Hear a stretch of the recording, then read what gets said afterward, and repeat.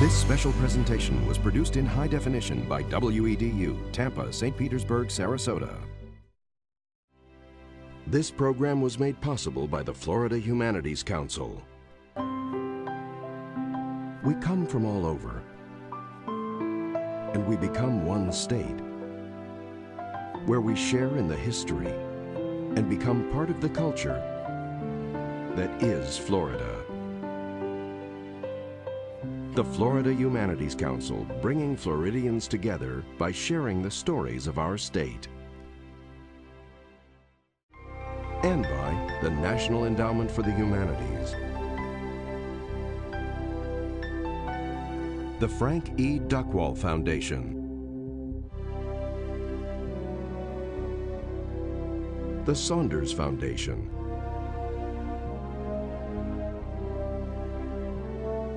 and the Florida Department of State, Division of Cultural Affairs.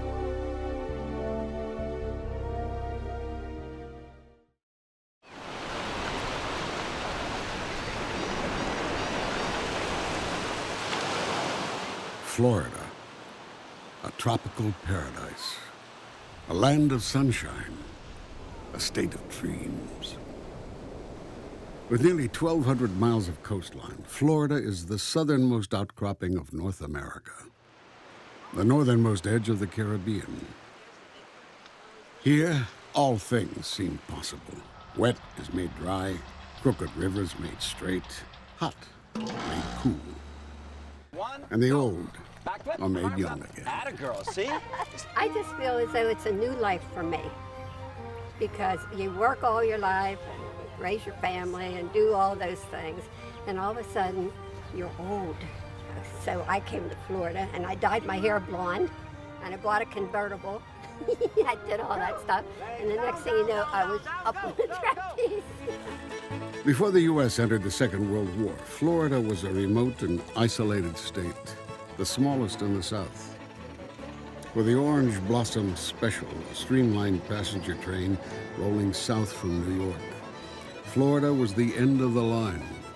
The bluegrass song inspired by the train is one of the most famous fiddle tunes ever written. Today, Florida is the fourth largest state, with more than 18.5 million residents. What does Florida do? Florida grows, and it's a growth machine. But all is not perfect in this paradise. Traffic, overdevelopment, aging, immigration, and the environment are mounting concerns.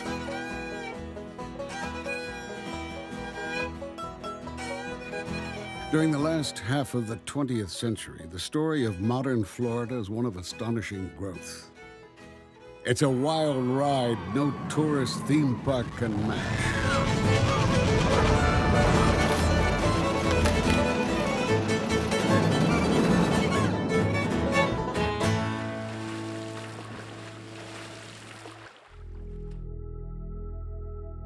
These days, most Floridians live a short car ride from the coastline. But a little more than 100 years ago, nearly everyone lived a wagon's day ride from the Georgia and Alabama borders. Florida's rural population, sprinkled mostly between Pensacola and Jacksonville, numbered 500,000. Steeped in Southern culture, farmers in North Florida grew cotton and tobacco. Too wet and too distant, South Florida was virtually uninhabited. When I was younger, water seems to be very, very nice, clean water. Sometimes we feel like laying in a canoe. You just look down in the water. You can see a lot of little creatures, like the little turtles and the shrimp, snakes, under the water. You can see down at the bottom. During the 1920s, Florida's popularity began to grow. Most of the residents, in fact, had come from the South, from Georgia, Alabama. There's a wonderful story. They asked the governor of Georgia in the 1920s. So many Georgians had moved to Florida, and they asked the governor what impact this was having. And he replied, "It will improve the IQs of both states."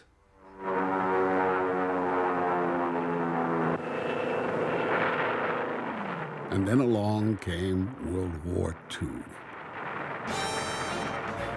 PFC Thomas C. Wilcox, August 1st, 1943, Buckingham Gunnery School, Fort Myers, Florida. Dearest Pat, well, I finally got here, enjoying the sand and water on Fort Myers Beach. Well, Florida was the smallest state in the South prior to World War II. Had 1.9 million people. The war brings in 2.2 million people.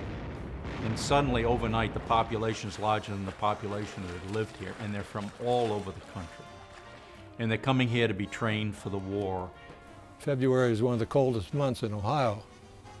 So we enjoyed the sunshine and slow pace, and we were able to go into some of the people's yards that allowed us to pick the citrus fruit.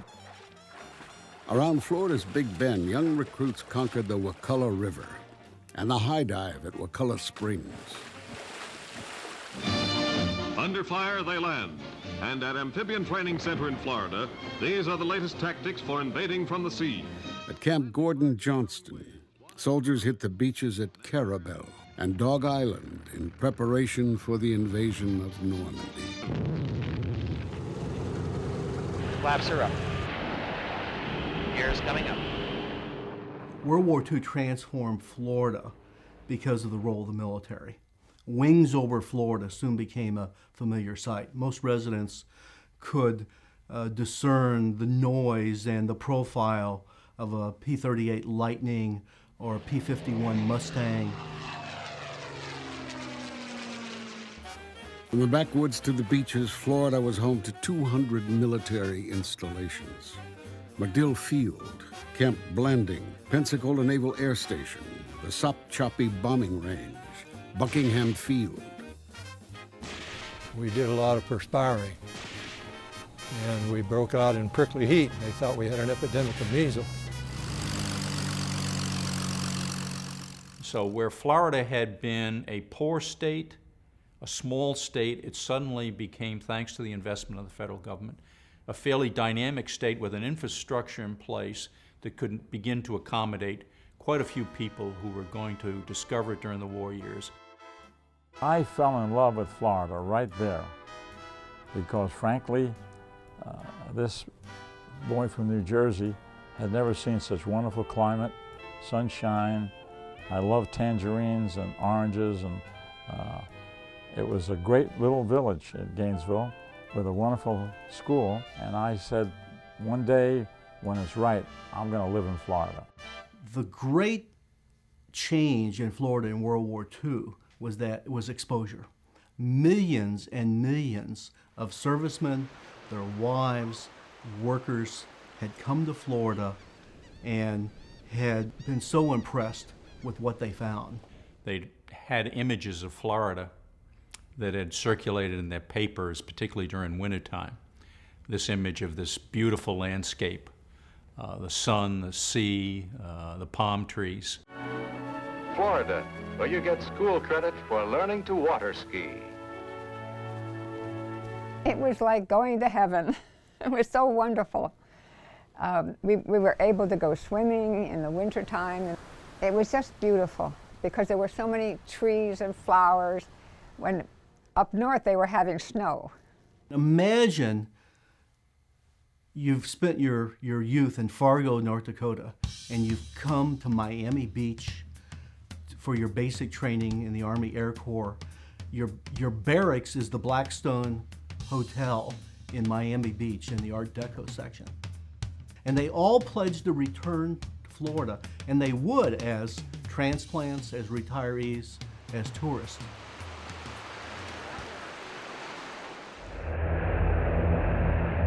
The war ended in 1945. When the GIs returned home, they were filled with dreams. They wanted to get married, get a job, go to school, buy a house, take a vacation. It was one of the most hopeful times in America's history.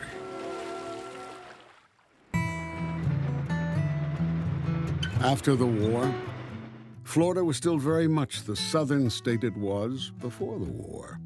I remember as a kid going downtown Jacksonville And I used to love to go to Penny's and Woodworth and make coins. But I did, you know, the African-American family kind of keep you isolated. So I didn't know that I couldn't eat at a certain restaurant. I didn't know that it was a certain water fountain. We're in segregation, apart. You over there and I'm over here. I got privileges you don't have. We're supposed to be in America, you know, free. But as far as black and white, that's what it was, black and white. Under the Jim Crow laws, even the state's famous beaches were separate. All blacks on that end and all whites down the other end. We never see them and they never see us. But it's the same water. The laughter in their faces tells you that they're enjoying every moment of their dip in the blue waters of the warm Gulf of Mexico. A gleaming white beach was one of Florida's most enduring symbols. And to Florida's misery, so was the mosquito. Patrick Smith describes them in A Land Remembered, where the cattle would breathe in the mosquitoes and they would die. They would be suffocated by the cloud of mosquitoes that would gather around them. That's how bad the bugs were in the state of Florida. To make Florida more livable, an all-out war was waged on insects. The weapon of choice, a powerful new wartime pesticide, DDT. On the matter of making Florida more inviting, there was all that water to the south. There was just too much of it, especially when it stormed. Hideous, unrelenting, shrieking its rage, the vicious scourge of mankind, burying life and land under its relentless and merciless depths.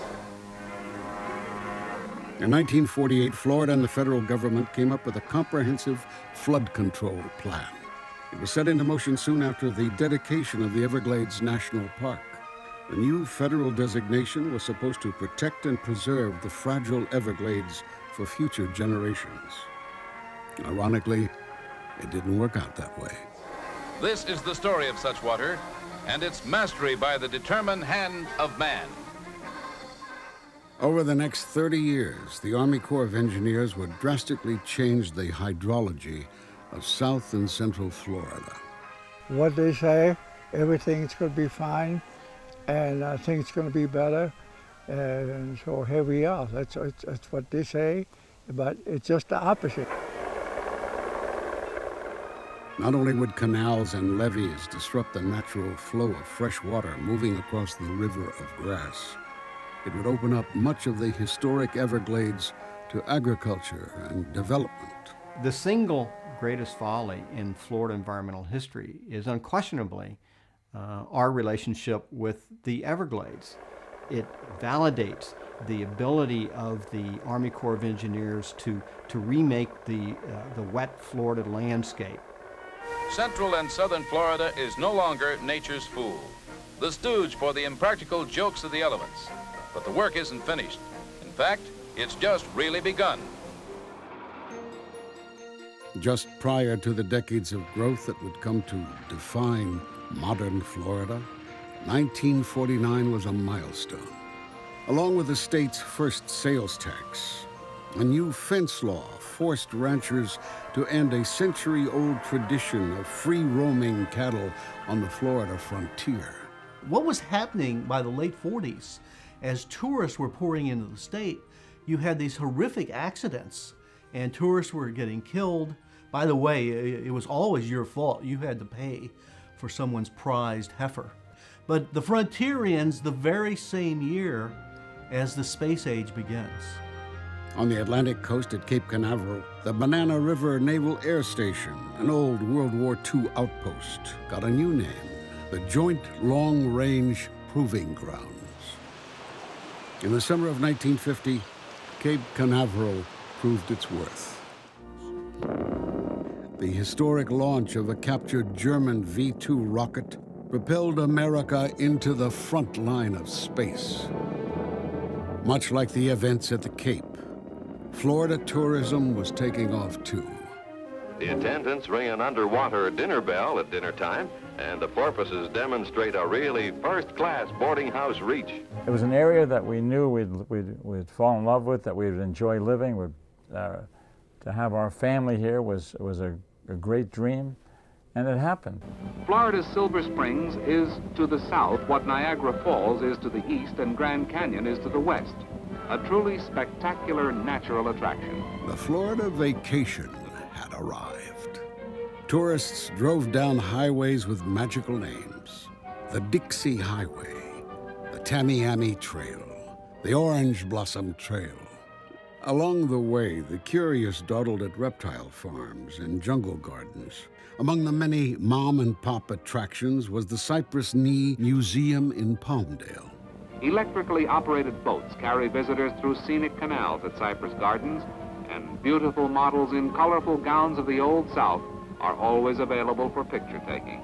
The exotic appeal of the Sunshine State and America's love affair with the automobile proved to be a perfect match.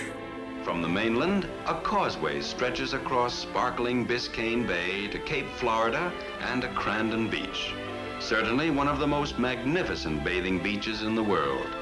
Tourists came in the 1950s to really absorb the real Florida.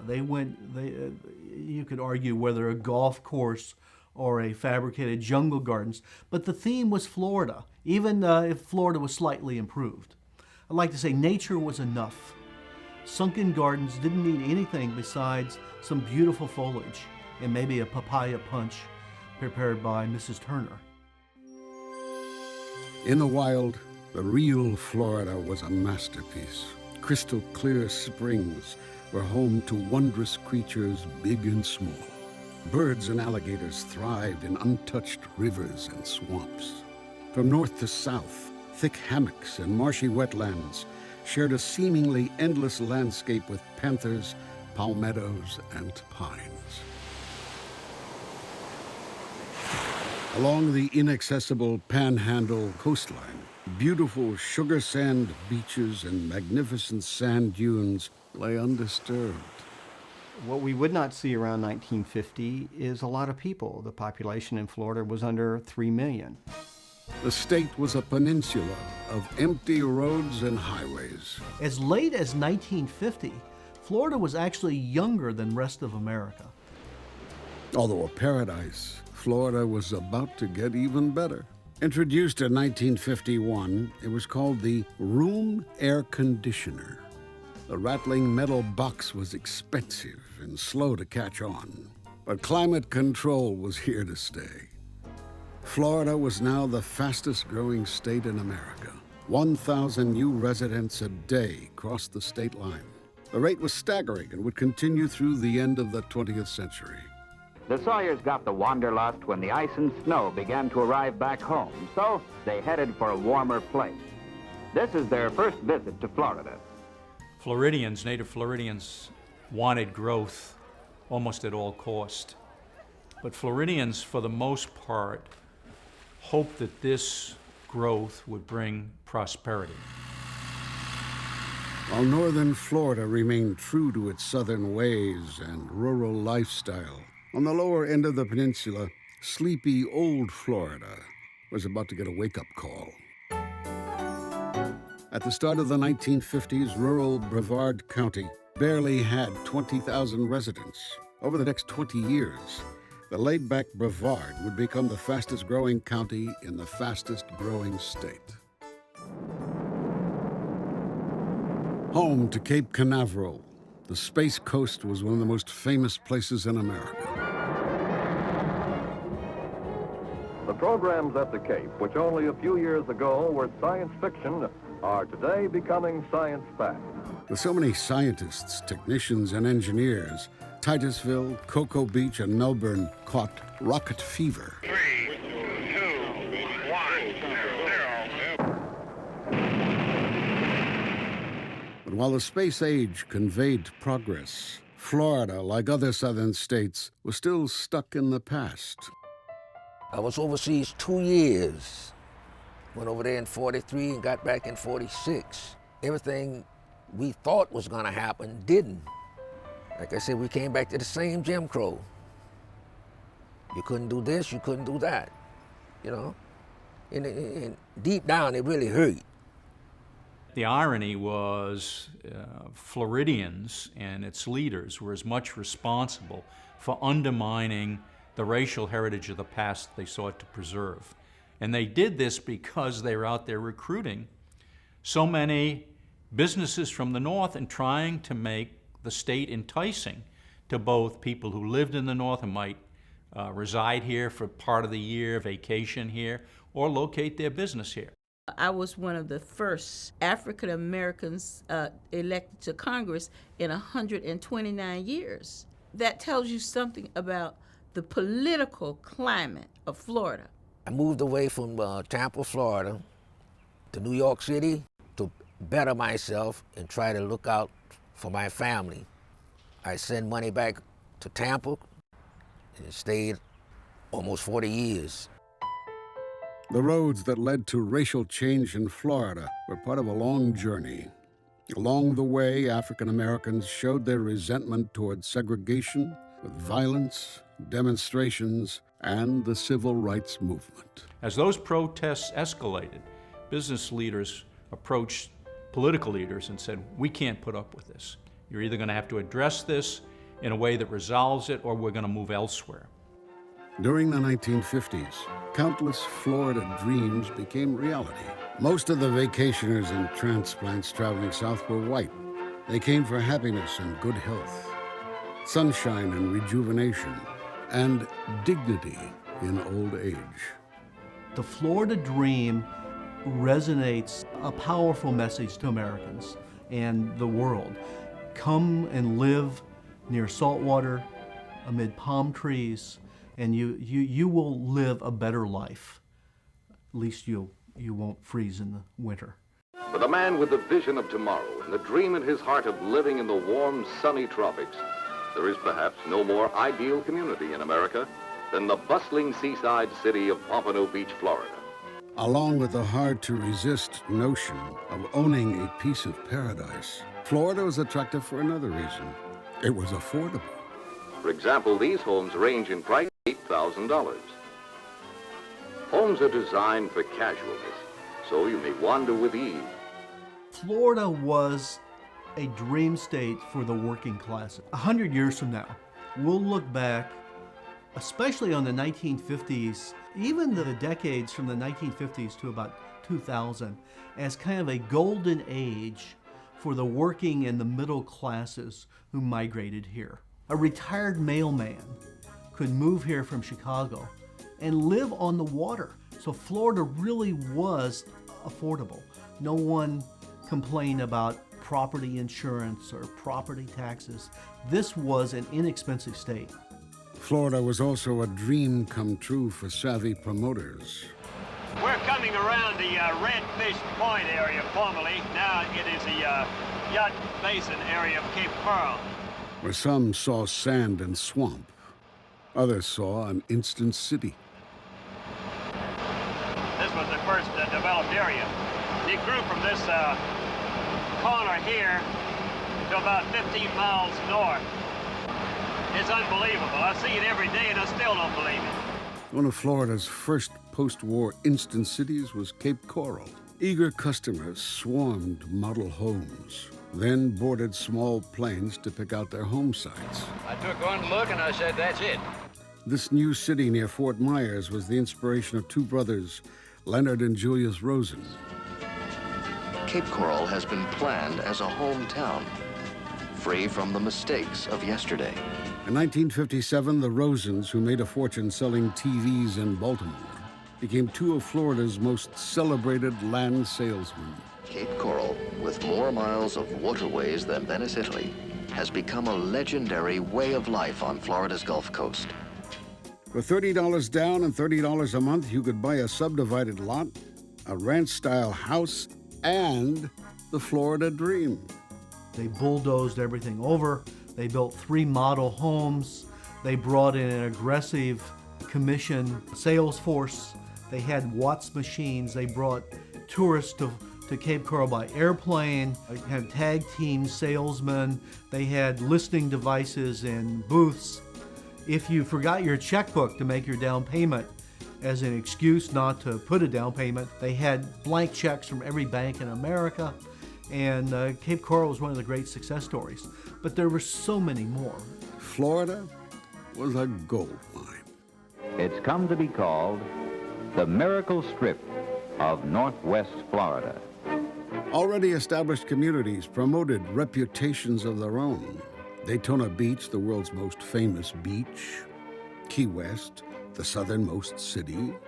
Pensacola, the city of 5 flags. Big game fishing is a man's sport, but boy, what fun for a boy. When it came to fishing, Florida was promoted as the best spot in the world. Quiet towns along the West Coast had their own appeal. Here you can enjoy the winter sun as you relax on the green bench and frolic on the famous Gulf Beach. Young couples liked what they found too, opportunity. Frances and I were married in '48. In 1958, we came to Florida. In Tampa Bay was Sperry Microwave, and they offered me a job. That was a happy occasion because it's a dream for somebody from the cold north, believe me.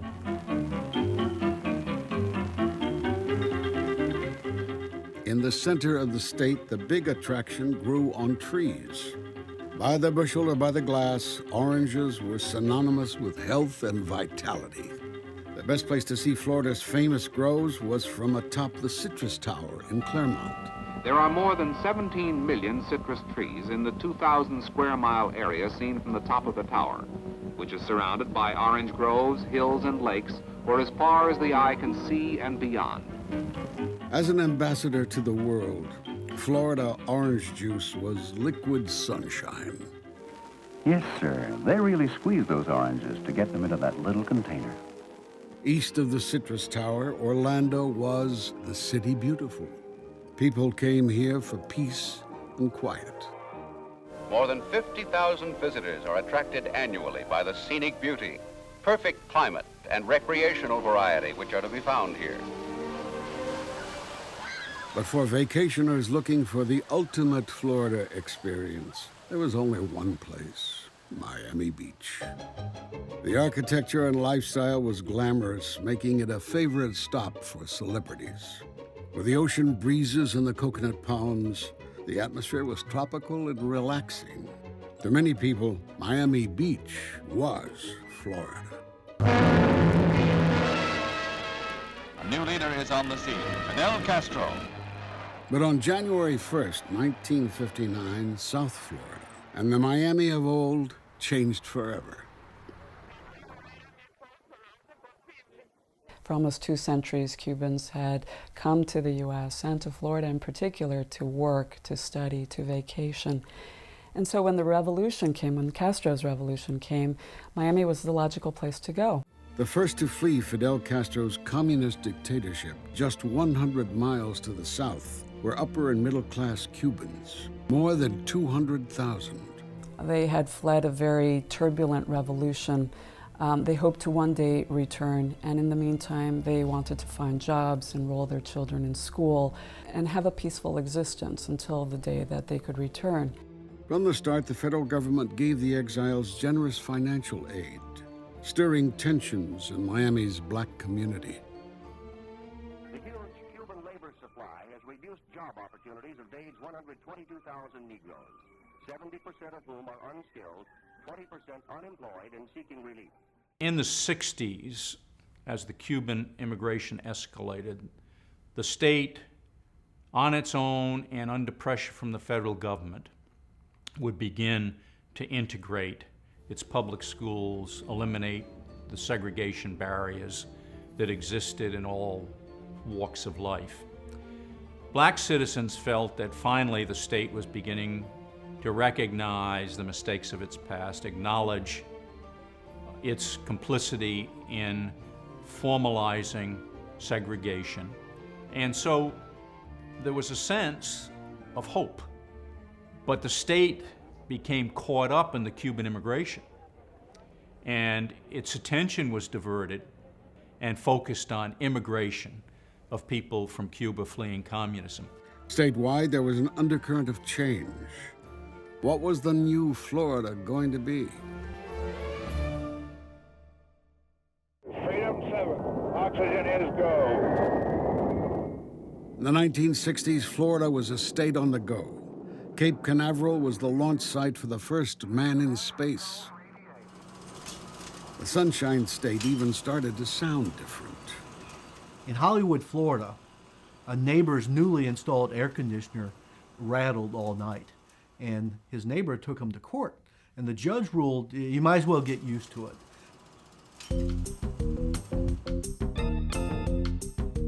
Air conditioning was turning Florida into a year-round destination. The state's permanent population had doubled to nearly 5 million. Florida was the place to come to. Just as PR writers crafted perfect images to lure newcomers to the state, developers refashioned the landscape to accommodate them.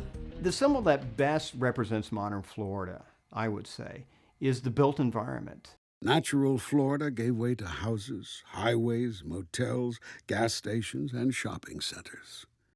Even the state's submerged land was fair game. Dredges destroyed fragile marine habitats to create more waterfront property.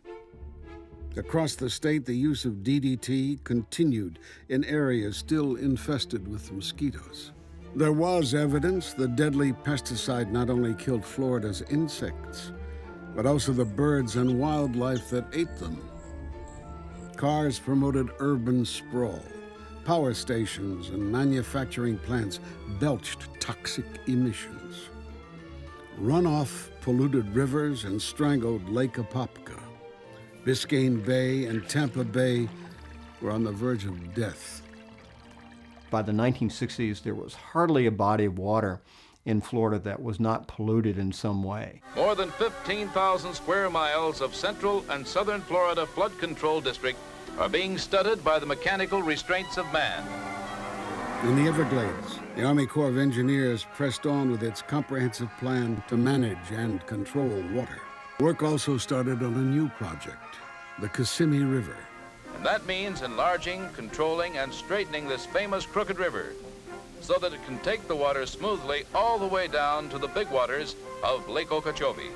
The Army Corps of Engineers and the state together were essentially creating a huge waste ditch for agricultural and ranch land runoff. Flowing from Lake Kissimmee in Osceola County, the river and its wide floodplain functioned as the headwaters of the Everglades. The vast wilderness of central Florida still seemed a distant world away from the development consuming the state's coastlines. But not for long. After taking a look at the land this morning, I say we are starting from scratch. In 1965, word leaked that Walt Disney Productions had secretly purchased more than 24,000 acres near Orlando to build a new theme park. The initial stage here, has to top what we have, or at least be the equivalent of what we have now in California. I have made the appraisal that this is the most important day in the progress and the future development of this state. The year before the big Disney news, travel writers voted the world-famous Cypress Gardens in nearby Winter Haven and the Grand Canyon as America's favorite tourist spots. Word of Disney coming to Florida was certainly the most welcome news that the Florida attractions have ever heard. In the meantime, vacationers from Alabama and Georgia flocked to the Gulf beaches around Panama City and Destin. But overall, Northwest Florida, home to the state's most impoverished counties, remained a rural oasis.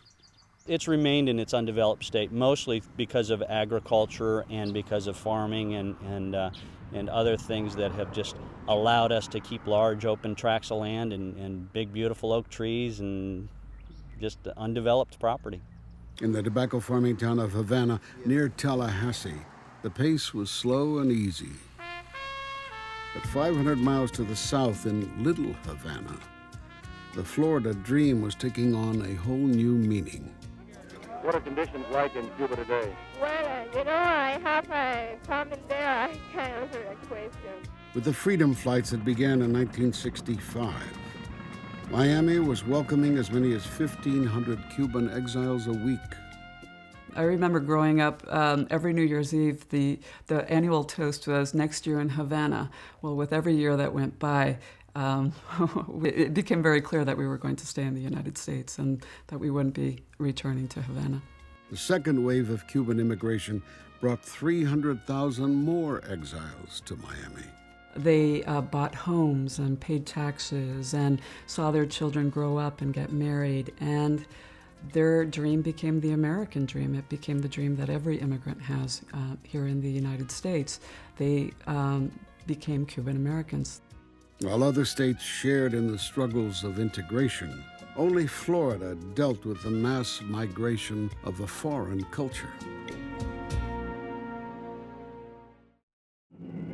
By 1970, Florida's spaceport had reached the moon and back.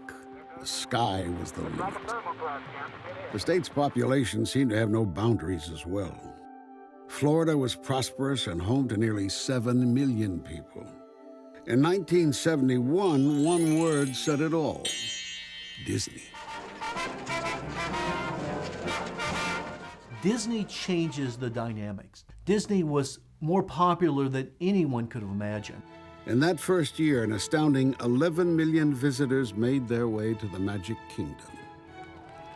For Orlando, the quiet life was over. 110, 110,000, 110. The new era of the mega theme park would ultimately doom hundreds of the state's old-fashioned attractions. Walt Disney World diminished the importance of nature in the image of Florida. It diminished a sense of permanence in the Florida landscape. It turned the state into a giant theme park. America's escape to the happiest place on earth transformed Central Florida with a torrent of development. Though he never lived to see his Florida dream fulfilled, Walt Disney's vision lives on. And the important thing is that the Disney World is located just a few miles from the crossing point of Interstate 4 and Sunshine State Parkway, Florida's major highways carrying motors east and west and north and south to the center of the state. Central Florida is a legacy of Disney World. There's no doubt about it. The same year Disney opened, the Army Corps of Engineers finished its work on the new Kissimmee River. The winding 103-mile-long river was now a 56-mile-long ditch. Canal C-38 may have eased threats of flooding, but it also further altered the natural flow of water nourishing and cleansing the Florida Everglades.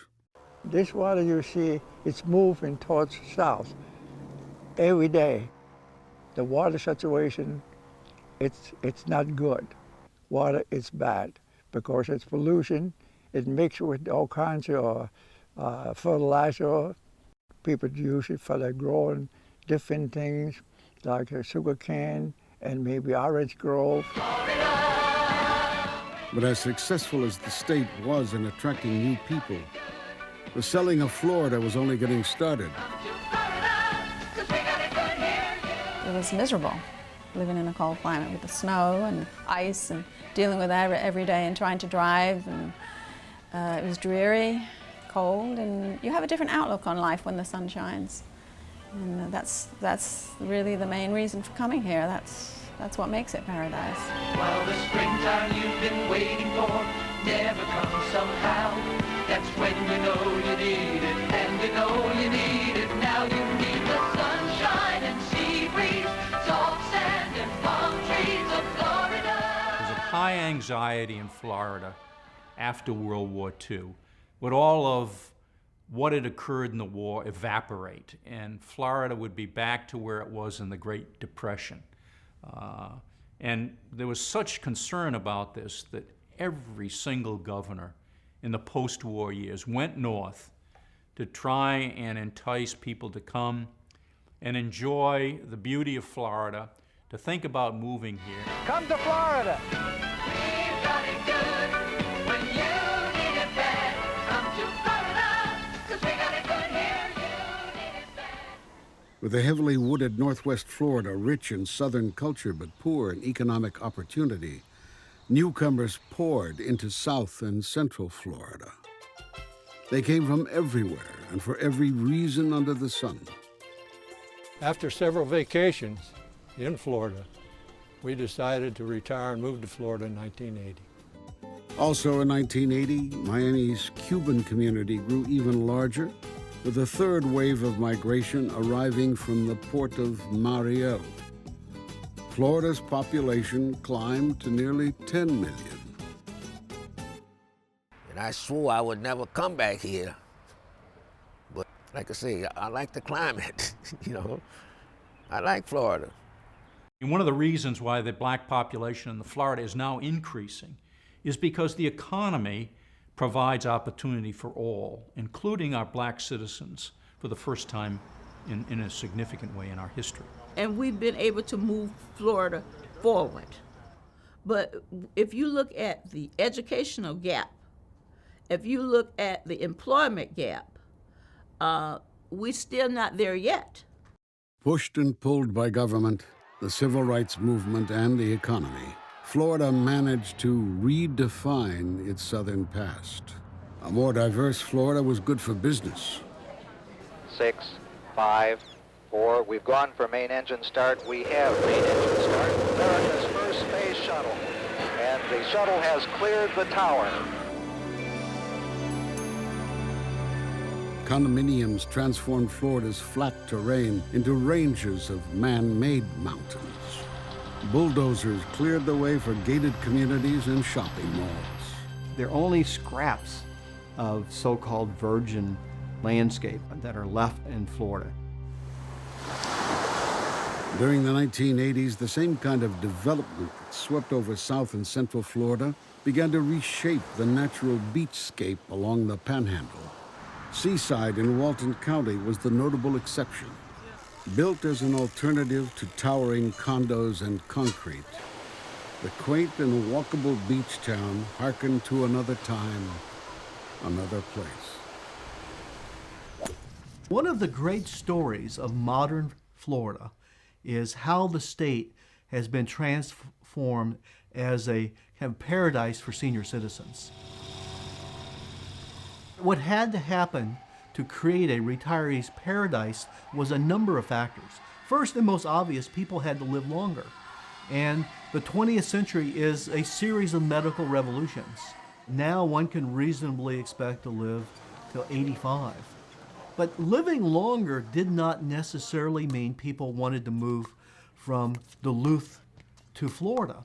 You had to be sold on the idea that Florida is a special place. So it's rather improbable, by the way, that imagine that Americans would want to leave their family, their church, their ethnic groups behind and move to a retirement community in Florida.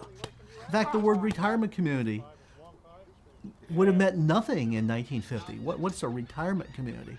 But in fact, it became a way of life, a symbol of modern Florida. And there are times when we all need to feel young again. It is perfect expression of a Florida dream. Entering the final decade of the 20th century, the state's population soared past 12.5 million. Florida was the fourth largest state behind California, New York, and Texas. With revolution, political unrest, and new opportunities for commerce throughout Latin America, Miami was no longer exclusively a city of Cuban immigrants. This is also an important place for people from Venezuela, from Colombia, from the Dominican Republic, from Nicaragua, from Jamaica and Haiti, from different parts. So it's not just Havana, USA anymore. It's a haven for people from all over. Just 30 years earlier, Miami had been a resort town whose economy revolved around winter tourism. Now it was an international gateway. Billions of dollars circulate through the Port of Miami, through Miami International Airport. It has attracted investments from all over the world. The decades after World War II have created a Florida that is much more multicultural, more religiously diverse, and more racially diverse than certainly the South and most of the United States. Congratulations. Immigration energizes Florida. Immigrants are, by their very nature, pioneers. They're the risk takers. People don't uproot themselves and migrate just on a whim. They do so because they have hopes and dreams, and because they feel that they can invest in a new area and make a living for themselves, but also make the area where they've settled better. In 1992, the rescue of Florida's most critically ill ecosystem led to the creation of the Everglades Restoration Project. The Everglades is now a completely controlled ecosystem that is subject to the whims of water engineers and bureaucrats. And as a consequence, we have also taken one of the most unique ecosystems in the world and reduced it to half of its original size. The challenge, restoring a semblance of the Everglades' natural flow. At stake, the source of South Florida's drinking water. I believe that this earth, this place could be saved, but only we want to save it. Don't destroy nature.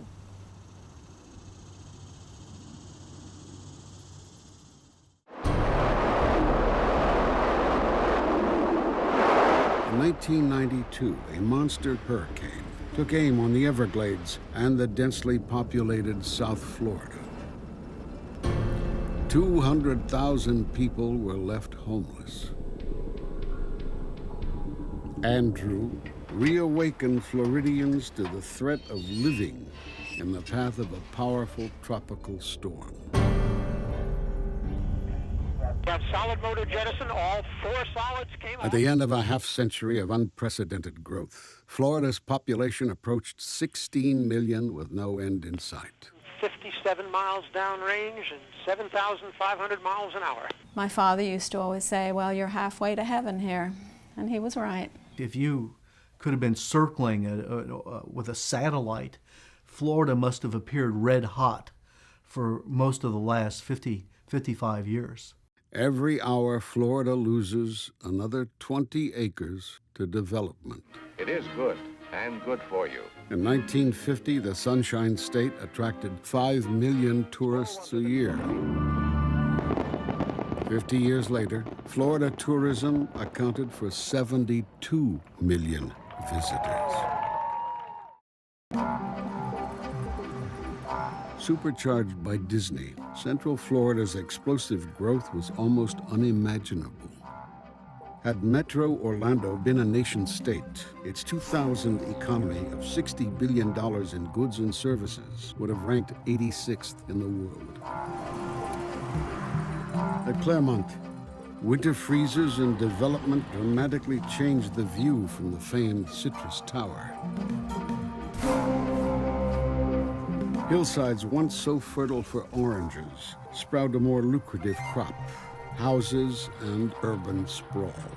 Florida ranch lands and agricultural fields face the same fate. Since Fidel Castro took power in 1959, 1 million exiles fled Cuba for the United States. The great majority remained in South Florida.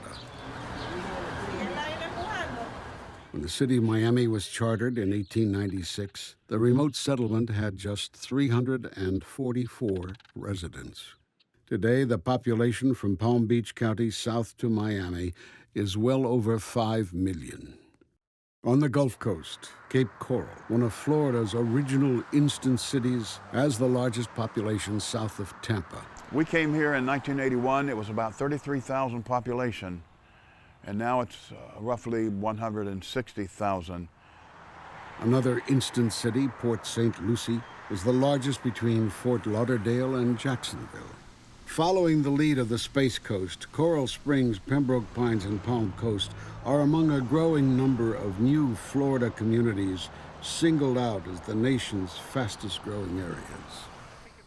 The building boom has even found the original Florida, once the state's last frontier of undisturbed landscape. The Panhandle and Northwest Florida have been rediscovered. Well, this area of North Florida is being rediscovered today because people are seeking to get out of the big cities. They've decided to take that step back in time in a lot of cases, and they're enjoying that. Inspired by the architecture and new urbanism born at Seaside, a wave of communities has already hit the Panhandle coastline. Florida's largest private landowner, which controls 800,000 acres in Northwest Florida, dominates the projects. The young soldiers of World War II stormed the deserted beaches here not long ago. Throughout Florida, development and diversity has touched every corner of the state. We're a diverse population, and everybody should be at the table. I tell people it's like the story of my grandmama's sweet potato pie. She make the best pie, but everybody should be able to get a slice of that pie because we all contribute to the ingredients of that pie through our tax dollars. The increasing pressures of development have steadily taken a toll on Florida's natural habitat. More than 50 of the state's animal species live in endangered or threatened existence, the Florida panther among them. In the year 2000, federal and state governments finally approved a partnership for the Everglades Restoration Project. Still bogged down by funding, the $10 billion project is expected to take 30 years to complete. The task is directed by a familiar name, the Army Corps of Engineers. We've got to plan for all of the people that's coming. Florida is still a beautiful place, and we've got to preserve it. The Latino population of South Florida will continue to grow in the decades to come. Florida is going to be even more multicultural. It's going to have more immigrants. It will be more religiously diverse. The problem we face is that many people are willing to say, the Florida economy is built on growth, and let's keep it going. And at a certain point, growth is going to meet the environment, and one of them is going to have to give. The coastline of Florida is virtually built out now, and the population now is moving inward.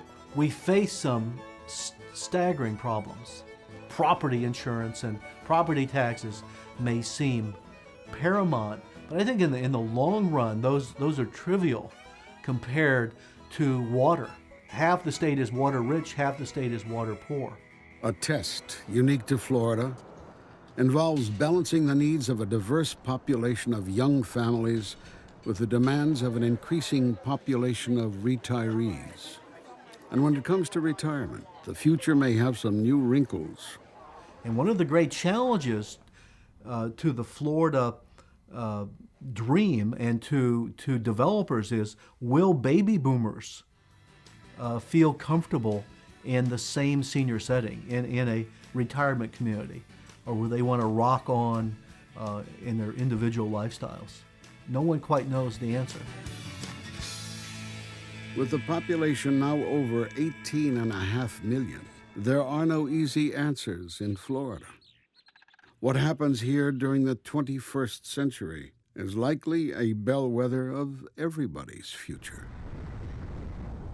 During the past hour, Florida has grown by another 85 people. You're supposed to do a jitterbug now that you got here. But 40 other Floridians have moved away, disillusioned by rising property taxes, the threat of hurricanes, skyrocketing insurance rates, and growth. The building around the area has almost tripled the number of people that were here 12 years ago. And as a result, the highway system and the water supply system is not up to par being able to continue living here. We hate to see what the future's going to be for us. Since mid-20th century, millions of people have come to Florida to live and to play. They brought with them hopes for good health, happiness, and a second chance. That's the show business. All right! With millions of others on the way in the years to come, what will they find in their Florida dreams? Paradise? Or paradise lost? Can we live together and address the environmental pressures we create? That answer is unresolved so far. But I think people see Florida as a symbol for everything that they've desired in life in terms of livability, that they're going to find a way to preserve it. I think the Florida dream will be reinvented by new generations. To most of the world, this is still a land of opportunity, and there's something magical about Florida.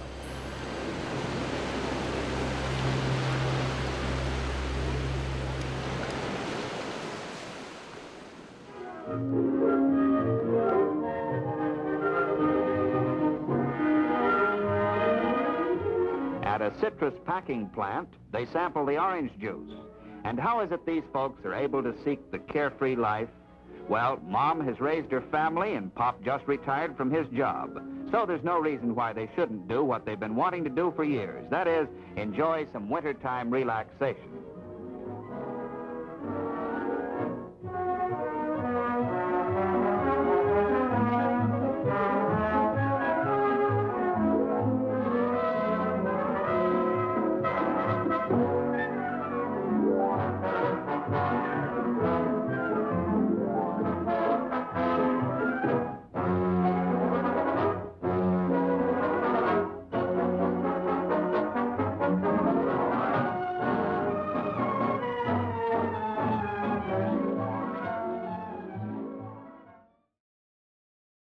For more on this program, including additional interviews and teaching materials, please visit thefloridadream.org. This program was made possible by the Florida Humanities Council. We come from all over, and we become one state, where we share in the history and become part of the culture that is Florida. The Florida Humanities Council, bringing Floridians together by sharing the stories of our state. And by the National Endowment for the Humanities, the Frank E. Duckwall Foundation, the Saunders Foundation,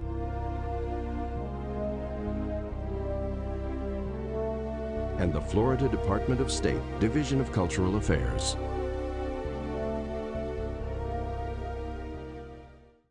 To order a DVD copy of The Florida Dream with bonus material for $19.99, call 1-800-354-9338 or log on to our website, thefloridadream.org.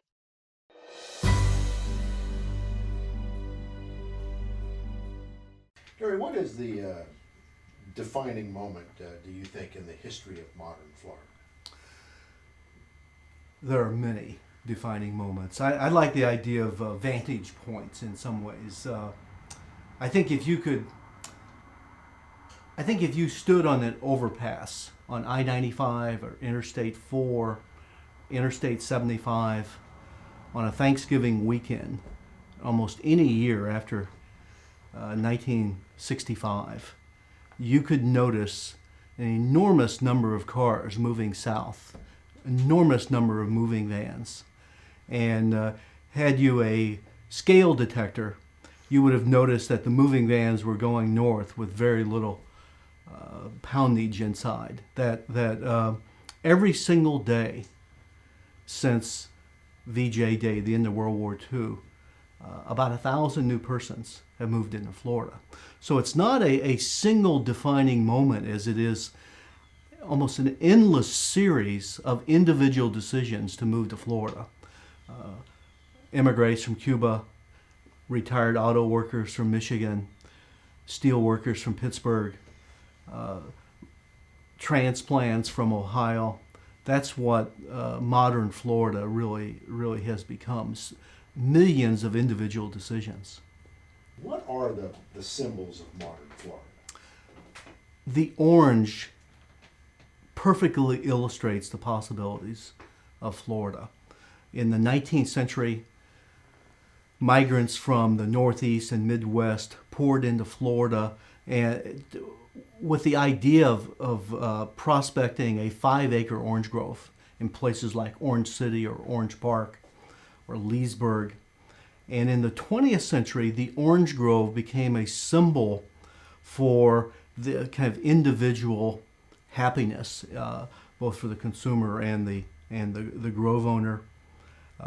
During World War II, frozen concentrates makes possible orange juice on every table in the North. Let me think of a couple others later. But demographically, what did Florida look like at the end of World War II? I mean, what was the snapshot of Florida as it approached mid-century? In 1945, Florida was on the threshold of some of the most dramatic change ever seen. And yet the state seemed to have one foot in the 19th century and one foot hurling toward the end of the 20th century. Had slightly over 2 million persons. At the beginning of the war, it was the smallest state in the South, with a population smaller than that of Arkansas or South Carolina. In 1940, on the eve of Pearl Harbor, had 1.9 million persons. The war had transformed Florida. There's no question. It is almost as if the war had been a superconductor, accelerating and thrusting Florida into modernity. It wasn't the same experience as California. It was California during World War II, millions of new residents, but California's economy was transformed because of the aircraft industry and scientists. In Florida, the economy still rested upon this uneasy tripod of agriculture, tourism, and extractive industries. The great change in Florida in World War II was exposure. Millions and millions of servicemen, their wives, workers had come to Florida and had been so impressed with what they found. And the letters all expressed the same ideas. Someday I'm going to return to Florida. They would write their mothers, their sweethearts. And imagine you've spent your youth in Fargo, North Dakota, and you've come to Miami Beach for your basic training in the Army Air Corps. Your barracks is the Blackstone Hotel in Miami Beach in the Art Deco section. It must have been a stupendous event in people's lives, and it was. And they all pledged to return to Florida, and they would as transplants, as retirees, as tourists. All right, Larry, we are back in business. In Florida itself, who were the people who lived here at the time? I mean, really before the influence of World War II. I mean, who were the Floridians? Well, in 1940, Florida was still very much a southern state. There would have been no debate over whether Florida was northern or southern. There were certain counties, such as Pinellas, that had been transformed by Midwesterners and transplants. But the state was firmly in the New South. The Jim Crow line was unchallenged. No school in Florida was integrated. You still had monuments and schools honoring Kirby Smith and Robert E. Lee and Stonewall Jackson. Most of the residents, in fact, had come from the South, from Georgia, Alabama. There's a wonderful story. They asked the governor of Georgia in the 1920s. So many Georgians had moved to Florida, and they asked the governor what impact this was having. And he replied, "It will improve the IQs of both states." What is something else that we should know about World War II in Florida? The impact of the military was World War II transformed Florida because of the role of the military. Wings over Florida soon became a familiar sight. Most residents could discern the noise and the profile of a P-38 Lightning or a P-51 Mustang.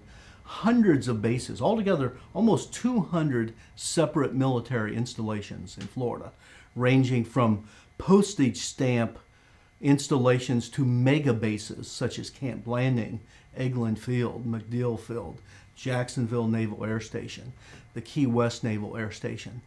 And after the war, many of those larger installations remain, giving Florida this link to the military, along with VA hospitals. What's interesting is how some communities adapted to the change. Hundreds of military installations were decommissioned. But for instance, in Vero Beach Naval Air Station becomes Dodgertown, probably the single most famous spring training facility. The Mariana Airfield becomes a tuberculosis hospital. Drew Field in Tampa becomes Tampa International Airport. The Fort Lauderdale Naval Air Station, where George Herbert Walker Bush trained as a young naval pilot, becomes Fort Lauderdale Hollywood Airport. So like Banquo's ghost, World War II lingered long after its appointed hour in community colleges and things like new airports, things such as that. Set the stage for the nation's post-war optimism and how Florida benefited from that. VJ Day, August 15th, 1945, is collectively the happiest day in Florida history.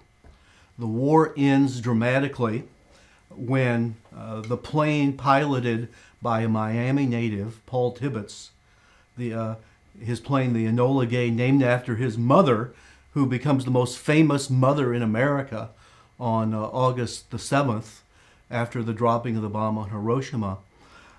The war ends far more suddenly and dramatically than anyone supposed. The boys are coming home after VJ, victory over Japan. America, unlike Europe and Asia, was unbombed. We had faith and optimism. It's probably the most optimistic moment in American history. This wasn't like the end of World War I, when there were tremendous doubts about the world scene. And the boys came home, and it seemed like every GI had a list of dreams. And the dreams were they wanted to get married, they wanted to go back to school, they wanted to get a job, and they wanted a vacation in Florida. And most would, in fact, achieve many of those. Why was 1949 in particular such a pivotal year in Florida's growth? 1949 is one of those magical years in Florida history. Fuller Warren is the governor, native of Bluntstown, Florida. He had come to office to pledge no taxes, and then realizes the state is overwhelmed with necessities, especially education expenses, newcomers coming here. So Florida passes the first sales tax, a 3-cent sales tax. The most dramatic event in terms of the most symbolic event in the future of Florida, though, was two decisions made. The first ended the Florida frontier. For over 100 years, cows could freely roam the open range in Florida. The rural legislators, called the pork choppers, had such power in Tallahassee that they would not inhibit a rancher or farmer from allowing his cows to roam free. And what was happening by the late 40s, as tourists were pouring into the state, you had these horrific accidents, and tourists were getting killed. By the way, it was always your fault. You had to pay for someone's prized heifer. It was always a prize heifer. And The Florida legislature in 1949 ended the open range with the fence law. So the frontier ends in Florida in 1949, this glorious tradition of ranching in the open range. But the frontier ends the very same year as the space age begins. It's a wonderful symmetry. Cape Canaveral was established in 1949, the long-range proving ground. At the end of World War II, Americans wisely captured many of the German rocket scientists, such as Wernher von Braun. And the space race begins, the jet age begins. And in 1949, the government selects one of the most historic site places in America, Cape Canaveral. Ponce de Leon had passed it in his 1513 voyage. And Brevard County was virtually uninhabited in 1950, just I think 20,000 residents over this huge county. And the Banana River Naval Air Station had been there during the war. And it all comes together in the 1950s as Brevard County becomes the fastest growing county and the fastest growing state in America. And all these scientists and technicians and engineers with their overachieving children at Satellite High and Cocoa Beach and Melbourne Beach make this one of the most famous places in America. A-OK. Florida has many iconic images, some of them beloved and some not so. I'm speaking of the mosquito. What are your thoughts and comments on the Florida mosquito? If someone had told you in 1945 which of the following would be the most improbable, if someone had told you in 1945, which of the following is the most improbable, that you could sleep a night in August without sweating or swatting, that one day you could drive from Pensacola to Seattle, Washington nonstop, that someday we would be playing professional baseball inside an air-conditioned dome, the first answer might be the most important. To be a Floridian was to be annoyed by mosquitoes. For thousands of years, Native Americans and Florida natives had suffered from an invasion of mosquitoes, saltwater mosquitoes, freshwater mosquitoes. Whole rituals existed, from burning smudge pots. On the East Coast, they had skeeter beaters. These were palmetto thatches cobbled together. In some places, you were instructed to brush off your pants before you entered a house so as to get rid of the mosquitoes. And in Melbourne, I think they actually put cut pineapples on fence posts, and the idea the mosquitoes would gorge themselves on the pineapple juice and then fall on the ground to be devoured by ants. But there was really no remedy, no effective remedy, except a good frost. And on a farm, on a ranch in Osceola County in 1945, at the end of World War II, they invited the press, the government officials invited the press to a demonstration of this new pesticide called DDT. And it was extraordinary. It killed palmetto bugs, fleas, mosquitoes, no-see-ums.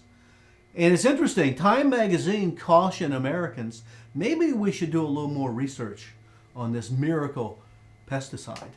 But DDT, more than anything else, allowed Floridians to inhabit sections of Florida that were uninhabitable, such as places like Sanibel and Captiva Islands for 6 months of the year.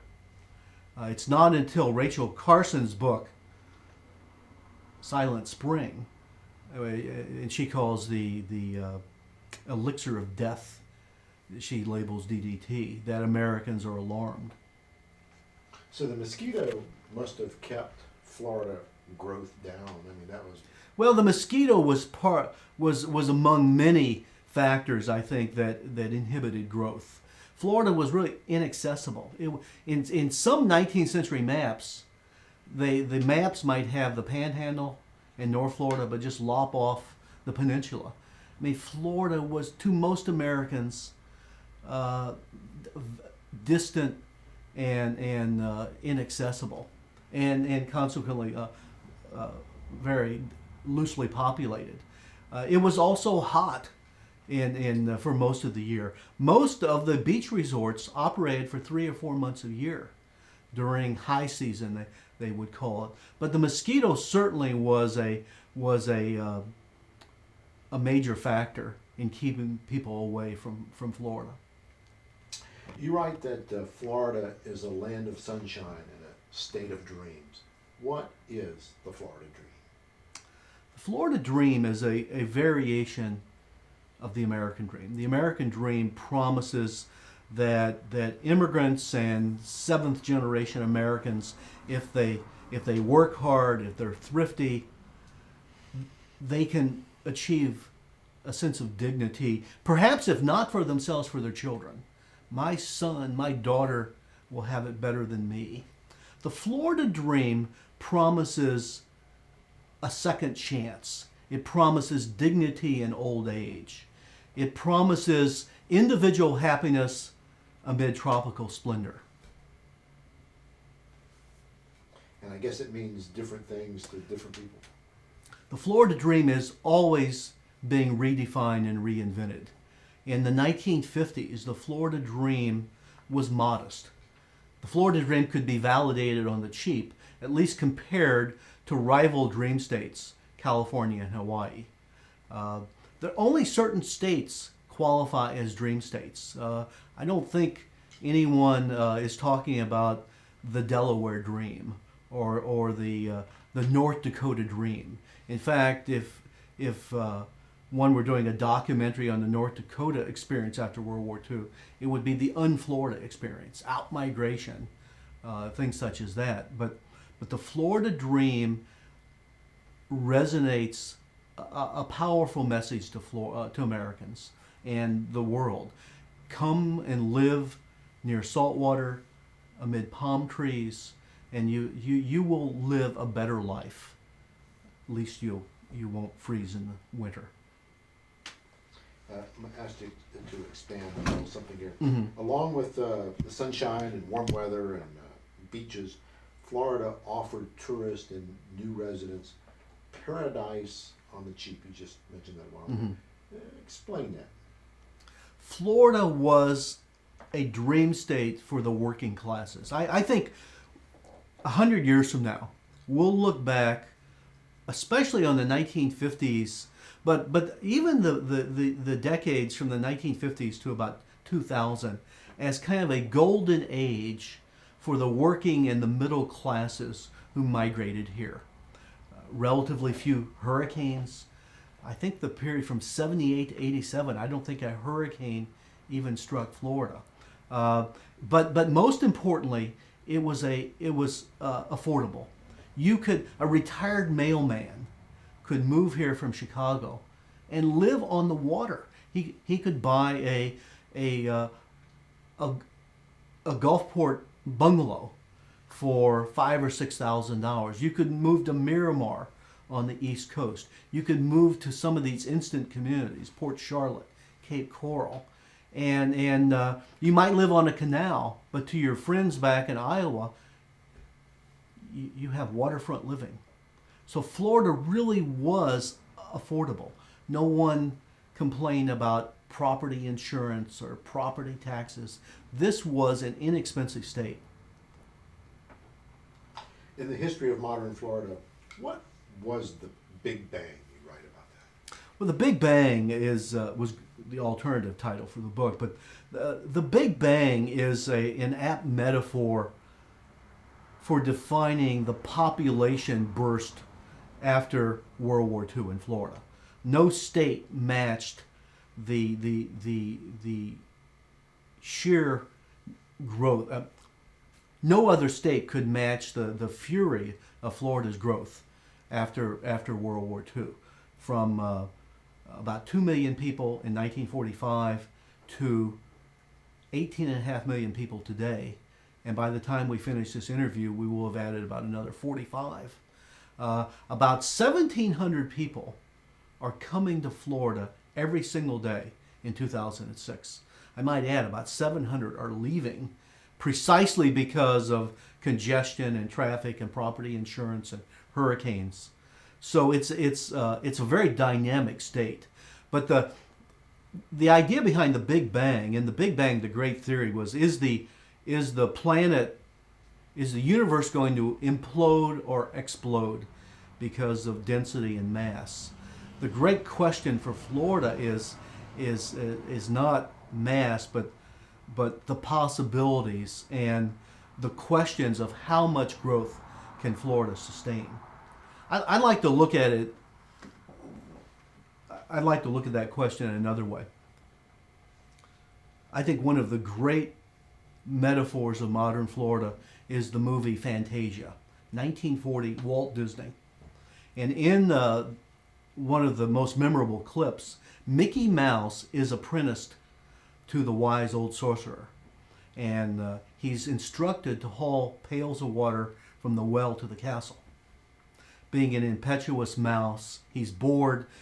He takes the wand and instructs a broomstick to do the labor for him. And the broomstick carries the pails of water until the castle begins to flood. And Mickey Mouse can't stop the broomstick. So he takes an axe, destroys the broomstick into 1,000 splinters, each splinter becoming a broom disciple carrying more pails of water. And the wise sorcerer arrives, Yen Sid, Disney spelled backward, and halts the chaos with the right incantation. And in that scene, you have the great conundrum for modern Florida. We now have 18.5 million people. We have created a paradise, a slice of paradise for almost everyone. The great question remains is, can you sustain this and the everyday necessities required for 18.5 million residents and 80 million tourists? Can you sustain that for 25 million residents, for 50 million residents? That is the great question for modern Florida. And it will have to be Floridians, not a sorcerer, who will answer that question. Speaking of chaos, in the 1950s, Florida and the automobile came of age together. Mm-hmm. What impact did the automobile have on Florida? The automobile and Florida seem joined at the hip. Really, most Florida cities came of age with the automobile in the 1920s, but America and the automobile seemed this perfect love match in the 1950s. Families would come to Florida in a Buick Roadmaster or a Ford Fairlane or a Chevrolet Impala. They would drive down these highways with names, with magical names and almost mystical associations. The Dixie Highway, the Tamiami Trail, the Highlands Hammock Trail, the Orange Blossom Trail. And they would dawdle on the way, and they would stop at reptile farms and jungle gardens and cypress knee museums. And it was a magical time in Florida in the 1950s for the automobile and the American. And it served Florida well. The automobile also conquered distance. This is a vast state. If you traveled by automobile from Key West to Pensacola, you then stretched your legs. It is precisely the same distance if you would then proceed to Chicago. That's how long Florida is. Napoleon once said, Italy is too long to be a nation. Florida may be too long to be a state. It should have probably been 2 or 3 states. But in fact, the automobile, more than any other factor, conquered distance. This has all sorts of implications for politicians campaigning, for tourists. And it's the interstate. In 1956, Dwight David Eisenhower urges Congress to pass the Defense Interstate Act. And the interstate will also transform Florida. These ribbons of concrete will now hurdle tourists straight to new theme parks such as Disney World and places like that. And the old tourist attractions begin to fade. Was the Florida vacation Mike, can you shove that sandbag in a little bit for me? Thank you.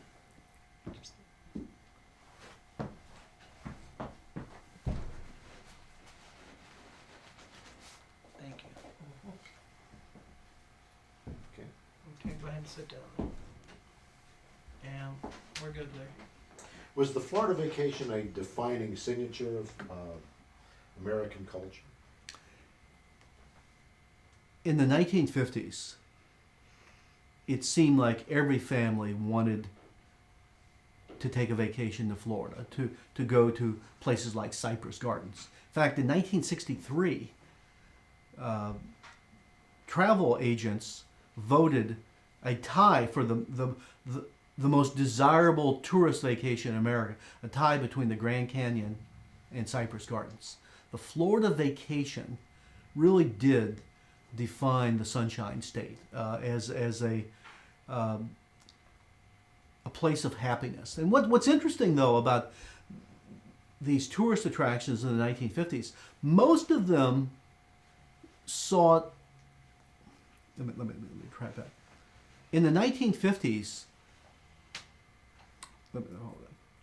there were theme parks in Florida before Disney World, but the theme was Florida. Cypress Gardens took advantage of Lake Eloise, and Sunken Gardens in St. Petersburg took advantage of a quirky sinkhole, and Sarasota Jungle Gardens took advantage of lush tropical settings.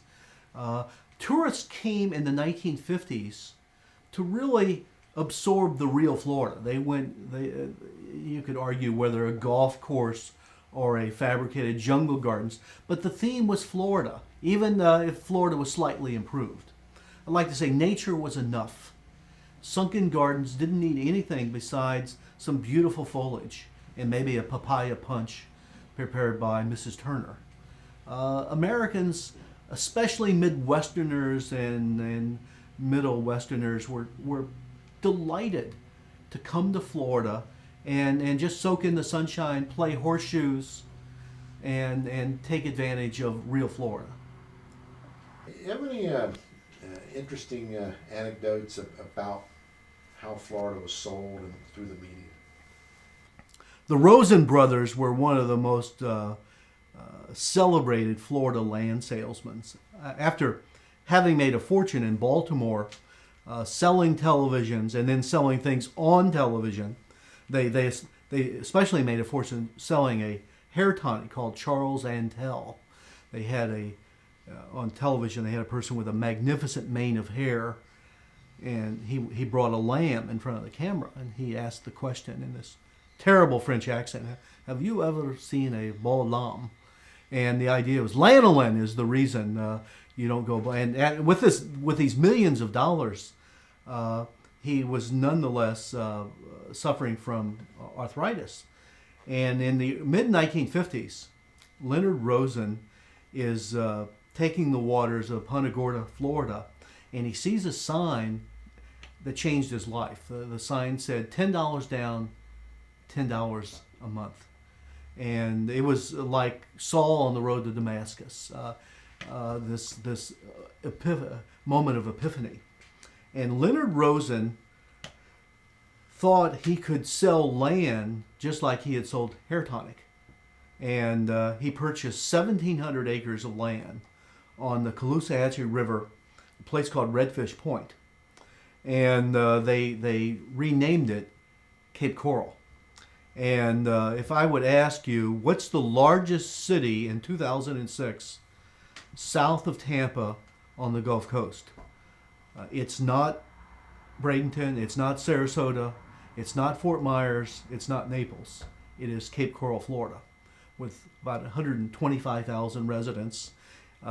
This is a city that did not exist until the late 1950s.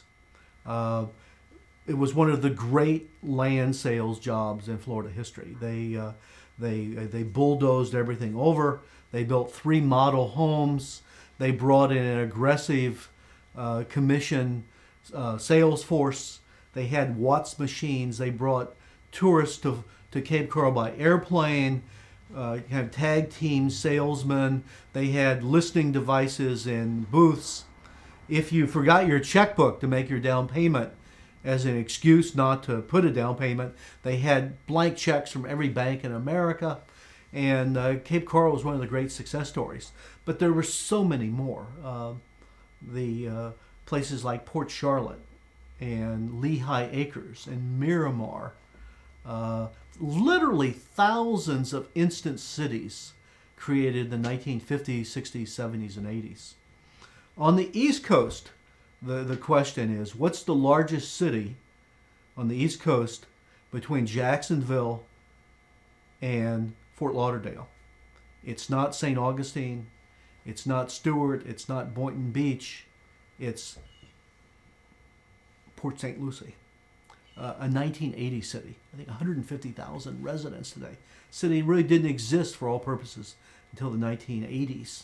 So instant cities, kind of a wonderful city of Florida, symbol of Florida as well.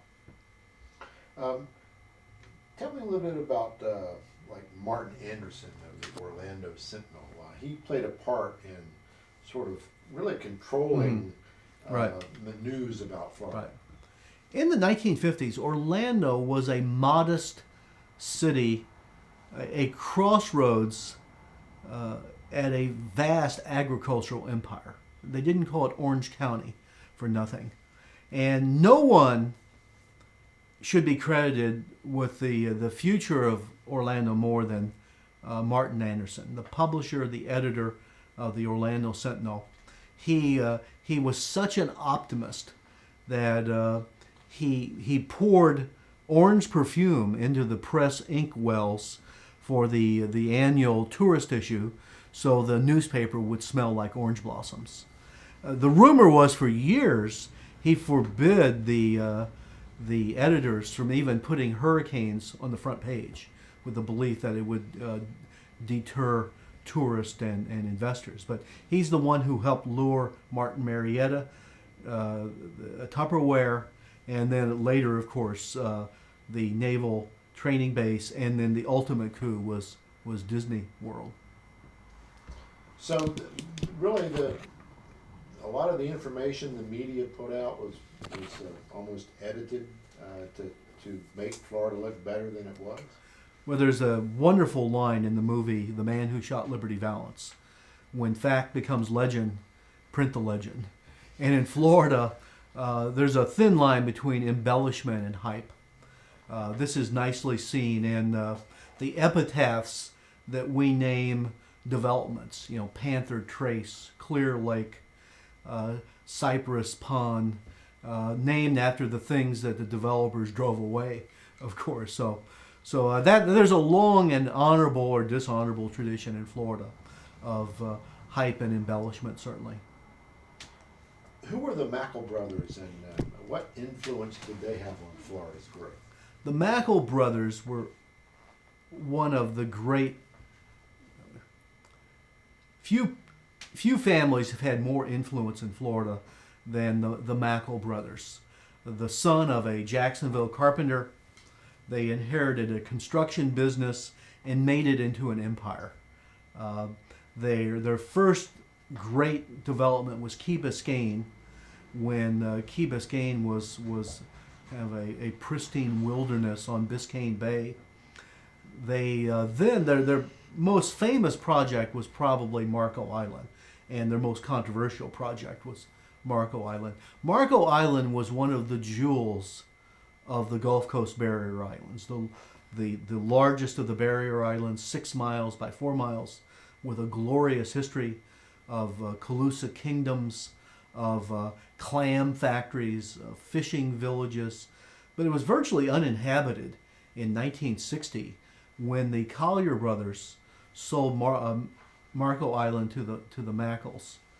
By the way, the story, I believe it's true, that the Collier brothers offered Marco Island to the state of Florida for $1 million in the late 1950s, and the state turned it down as a park. it required an immense engineering effort. I think they built 91 miles of canals. They literally wanted to make Marco Island an American Venus. And they literally wanted to make Marco Island in America Venice. They constructed, they dredged, they filled, they built canals, they built retention ponds. They created 11,000 home sites on this. And today, the very name Marco Island resonates with opulence and exclusivity. One of my favorite points in Florida, by the way, if you're driving from Everglades City and you've left Goodland, there's a bridge over Goodland, and if you stop atop the bridge and you span the horizon, you can see for about 350 degrees nothing but mangrove swamps, and then you look ahead toward the southeast, the southwest, and you see Marco Island. It's as if Oz had arisen from the swamps. It's one of the most extraordinary sights.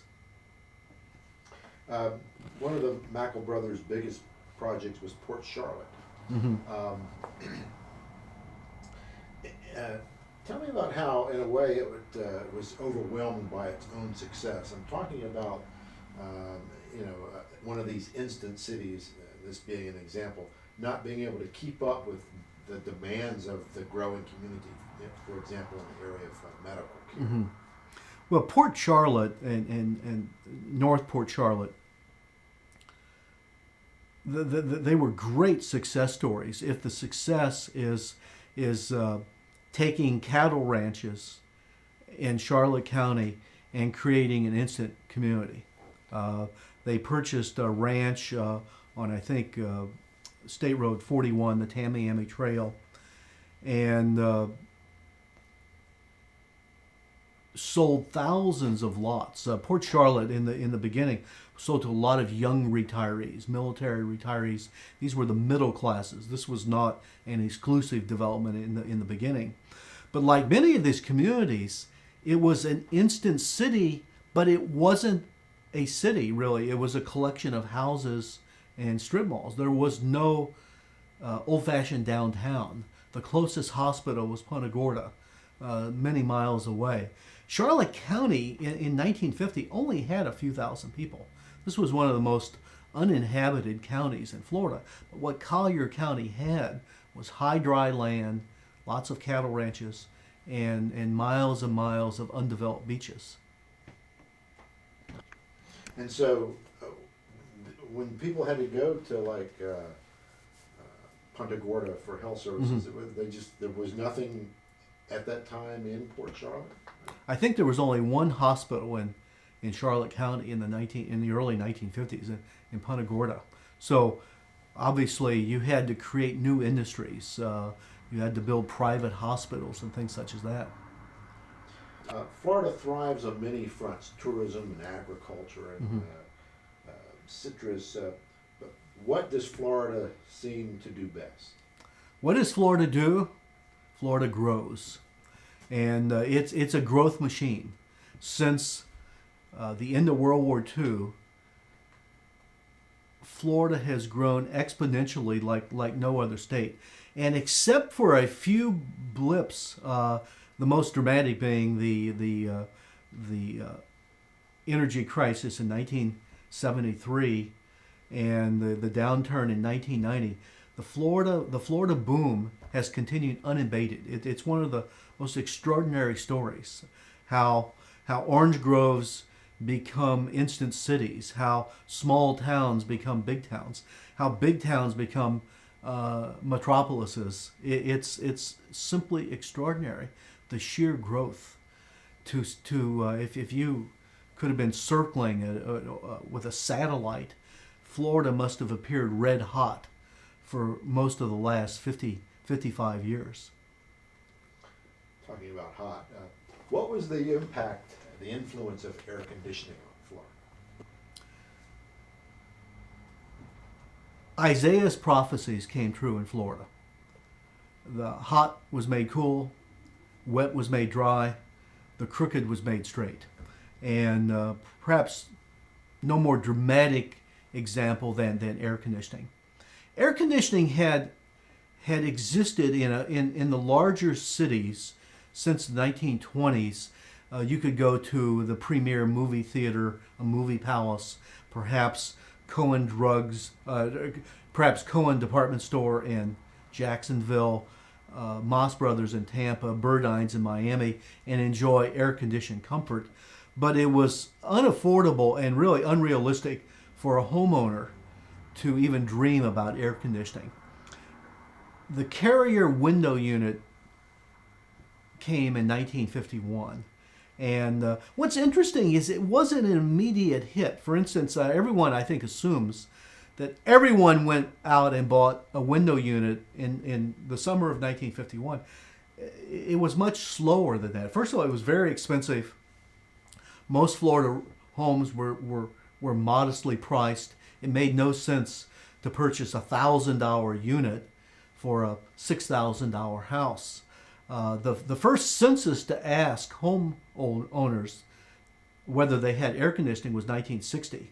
And in 1960, only 1 home in 5 was air conditioned in Florida. But the future was lock set. For instance, every home on Marco Island was air conditioned. Almost all the new developments included air conditioning and central air conditioning. Climate control was the future for Florida's growth.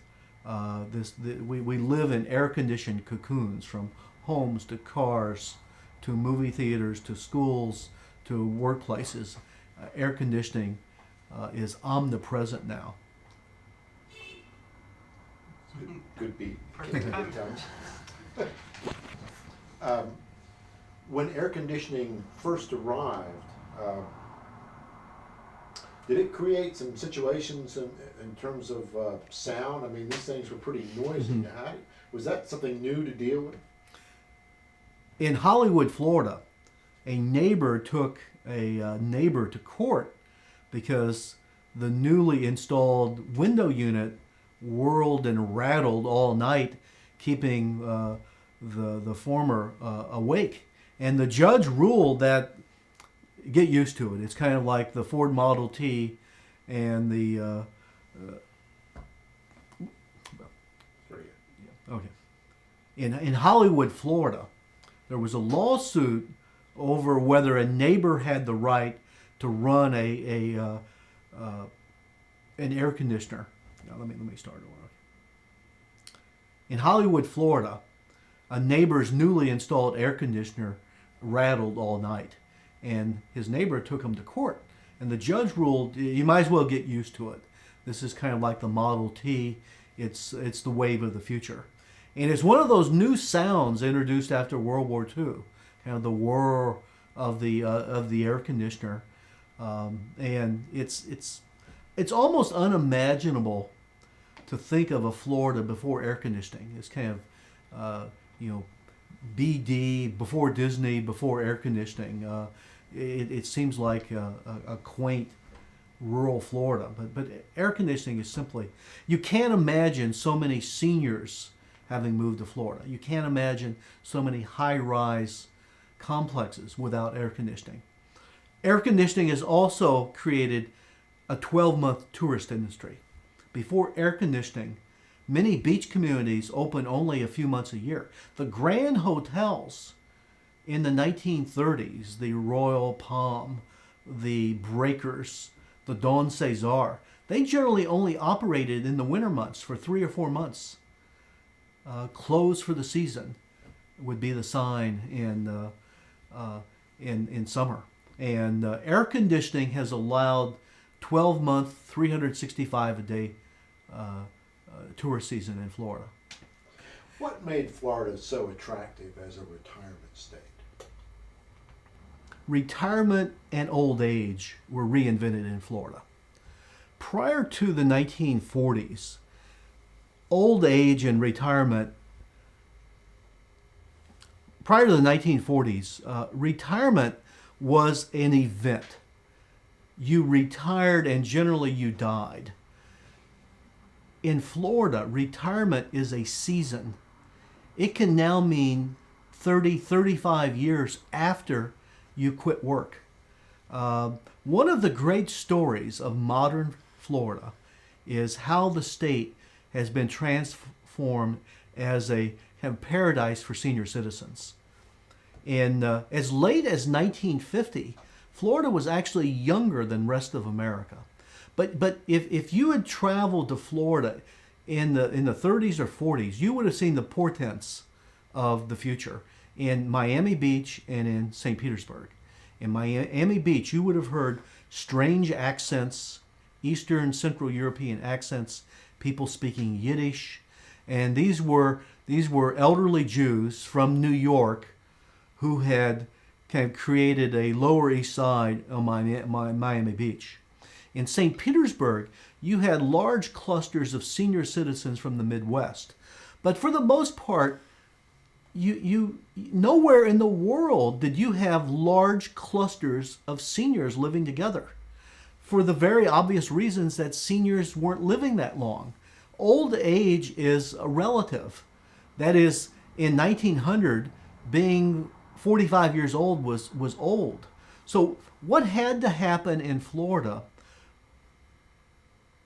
what had to happen to create a retiree's paradise was a number of factors. First and most obvious, people had to live longer. And the 20th century is a series of medical revolutions.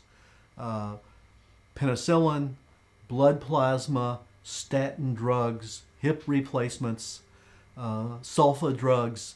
People live longer. Now one can reasonably expect to live till 85.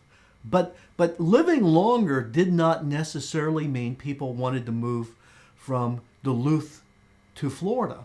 You had to be sold on the idea that Florida is a special place. So it's rather improbable, by the way, that imagine that Americans would want to leave their family, their church, their ethnic groups behind and move to a retirement community in Florida.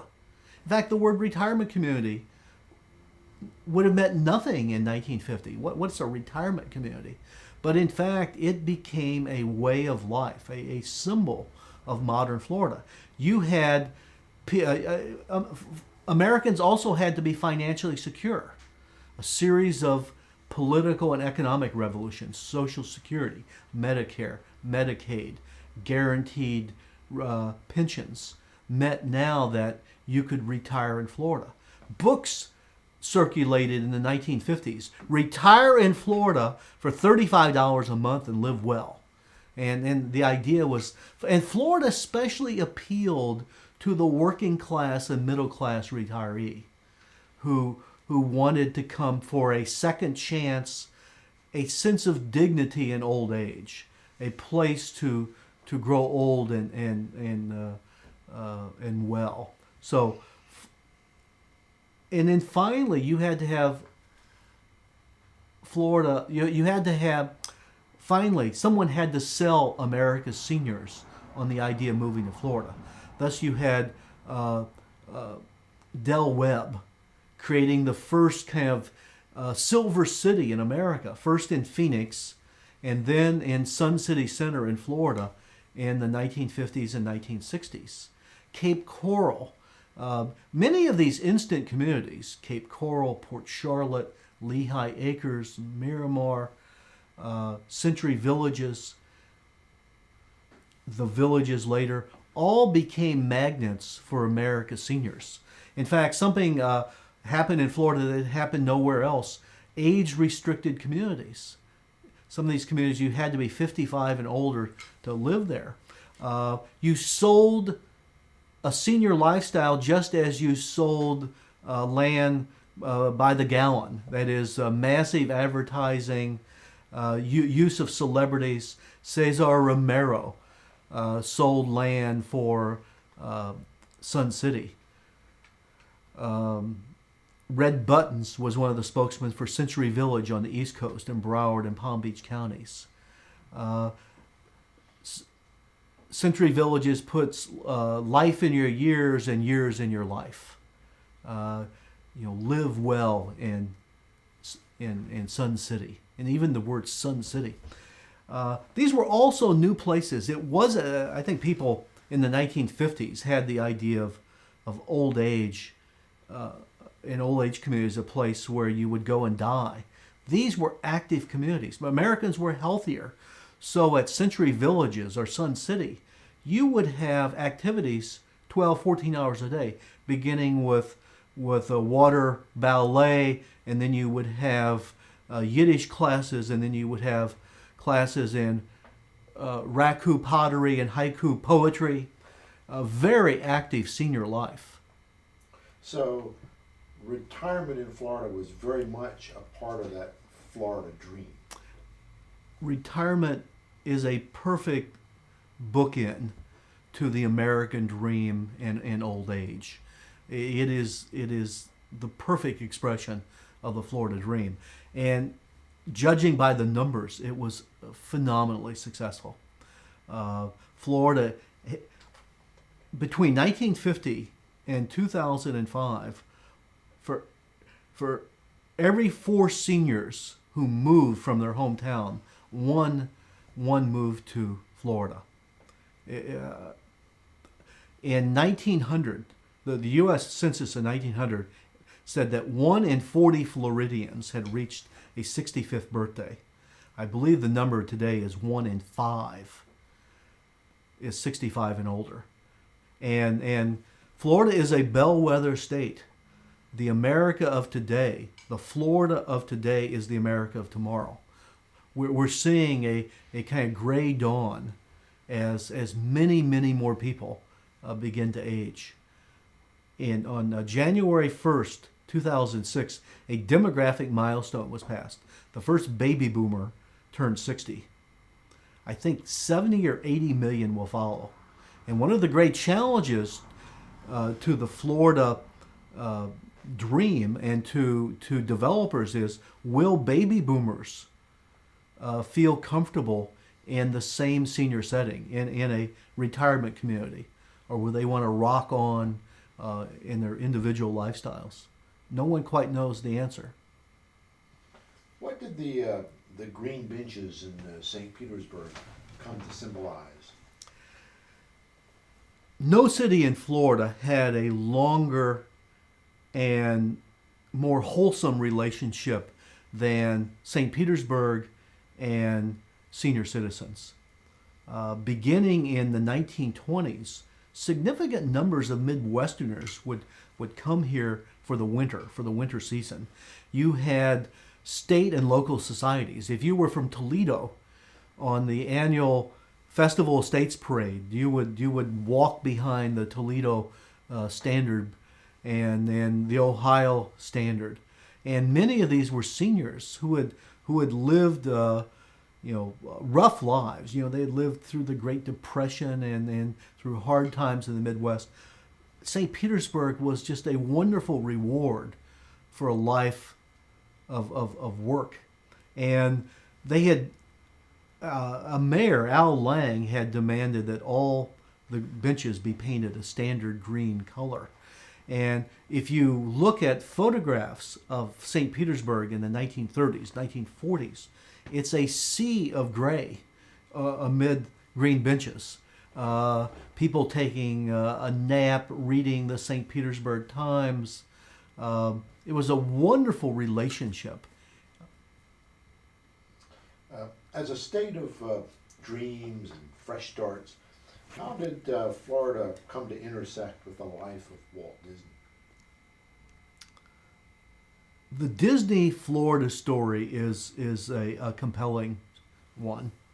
And if you go to the Lake County Courthouse in Tavares and you look at the wedding certificates, the very first wedding certificate, marriage license in the history of Lake County, 1887, was to Elias Disney and Flora Call. They married, they homesteaded a piece of property called Kismet, a Turkish word meaning destiny. And as fate would have it, their orange grove froze during the Great Freeze of 1895. Arguably Florida's greatest natural disaster. Embittered, Elias took his young bride, joined the Socialist Party, voted for Eugene Debs in 1896, and moved to Chicago, Illinois, where he got part-time work on the Chicago World's Fair as a carpenter. A young son, Walt, was born in 1901 in Chicago. Fearful that Chicago had a corrupting influence on his family, he moved his family to Marceline, Missouri. And I asked the viewers, how many of you have been to Marceline, Missouri? And the answer is almost everyone. Marceline, Missouri is Main Street Disney. Walt Disney wanted to kind of enshrine his ideal youth, which, by the way, he hated farm life, but he wanted to enshrine it. And Main Street Disney it's pure Disney. It's 5/8 architectural scale to make humans feel like they're in an adult dollhouse. You feel very comfortable walking down Main Street Disney. In 1950, the story is told that what's Walt Disney's brother name? Roy. Okay. Roy. In 1950, the story is told that Roy Disney was visiting Cypress Gardens. At the time, Cypress Gardens was one of the most famous tourist destinations in America. Dick Pope had created a dream factory, and Roy Disney was ostensibly there to borrow some props. He had never been to Florida, and he was paying very close attention to the surging crowds. And he asked Dick Pope if he could phone his brother in California. And Dick Pope says, sure. And Dick Pope reported the conversation as going, Walt, this is your brother Roy in Florida. There's a guy here, all he's got is lakes and beautiful women, and he's charging people 25 cents a day. Walt, we should think about Florida someday. So perhaps that's the germ for Disney in Florida. The other story is in the early 1960s, Walt Disney calls Ed Ball in Jacksonville, Florida. Ed Ball arguably is the most powerful Floridian of the 20th century. He got his power and money the old-fashioned way. His sister married a DuPont. And he managed the DuPont land empire in Florida. And by 1960, he had amassed 1 million acres of real estate, much of it in North and Northwest Florida. He disliked the glitter and neon of Miami Beach. He liked Jacksonville, and he had purchased immense amount of land in places like Gulf County and Franklin County. And the conversation went supposedly, Mr. Ball, this is Walt Disney in California. Ed Ball has no idea who Walt Disney is. He didn't see a lot of movies. And Walt Disney said, Mr. Ball, I understand you have a lot of land for sale. Could we talk business? And Ed Ball said, young man, call me back in a week. I'd like to check out your business. So he asked a young clerk, check out this Walt Disney. A week later, Walt Disney called back, Mr. Ball, can we talk business? And Ed Ball replied, son, I don't deal with carnival people. And apparently neither did Walt Disney. When Walt Disney in 1955 created Disneyland, he wanted to create something wholesome, unlike the carnies back in Missouri and the burlesque shows in Kansas City he had seen during World War I. And the mistake he had made, of course, is he had not purchased enough land. I think Disneyland only has 80 acres. And it was such a smash hit. So much so that Nikita Khrushchev threw a hissy fit in the late 50s when he couldn't enter Disneyland because of security. But it was just a smash hit. So when he was going to Walt Disney wished to recreate a Disneyland on the East Coast. His first choice was probably St. Louis, but that was botched because of bad relationship between Augie Busch and Walt Disney over beer sales. But The idea that Disney World could have existed at Port St. Joe is not that improbable. Walt Disney wanted a place with lots of cheap land. I think he paid $180 an acre for the land in Central Florida. He wanted lots of cheap land. He wanted to be near an interstate highway. Interstate 10 was poised across West Florida. And he wanted a non-unionized workforce. That would have been a problem, but build it and they would have come. And but as it was, Disney World is placed at Lake Buena Vista, the happiest place in the world, or so it goes. And so when Walt finally opened this place called Disney World in 1971, what impact did that have on Florida? Well, the story is told that when he first looked at the place, on November 22nd, 1963, a rather interesting date, Walt Disney first flew over Central Florida to look for a site. And the story has it that he looked out in the Central Florida landscape and saw these rolling meadows and cypress ponds and cattle ranches. But he also saw where an airport could be expanded. He saw where Interstate 4, he could see on the east and west coast, I-4 and I-95 and I-75. And supposedly he said, this is it, X marked the spot. And in fact, he purchased, 80,000 acres of land. I'd better check that out. But Central Florida is a legacy of Disney World. There's no doubt about it. When you bring in 40 million tourists a year to Disney and the other sites, that is extraordinary challenge, to say the least. Here's a case of the mouse tail wagging the dog. Did that influence everything in Florida, you think? I mean, it wasn't just tourism. Well, the coming of Walt Disney World is a big bang in the history of Florida tourism. Prior to Disney, hundreds and hundreds of mom and pop institutions existed. Gator farms and just small establishments. Disney changes the dynamics. Disney was more popular than anyone could have imagined. Even after the first year, millions of Americans couldn't wait to go to Disney World. And with the interstate, what happened is people would drive on the interstate straight to Orlando and bypass the once popular gator farms and snake ranches. And then they would fly to Disney World. And what you had was a shakeup in the tourist industry. To be fair, these places were declining in importance. This is a natural economy of scale. But Disney speeded up this process. And even the well-financed new establishments that attempted to challenge Disney, Boardwalk and Baseball, Pirate World, could not compete against the firepower of Disney World. And later, Disney and ABC and Disney and ESPN. It is an empire. It is a commercial and media empire. The snapshot of Florida today looks much different than it did coming out of World War II.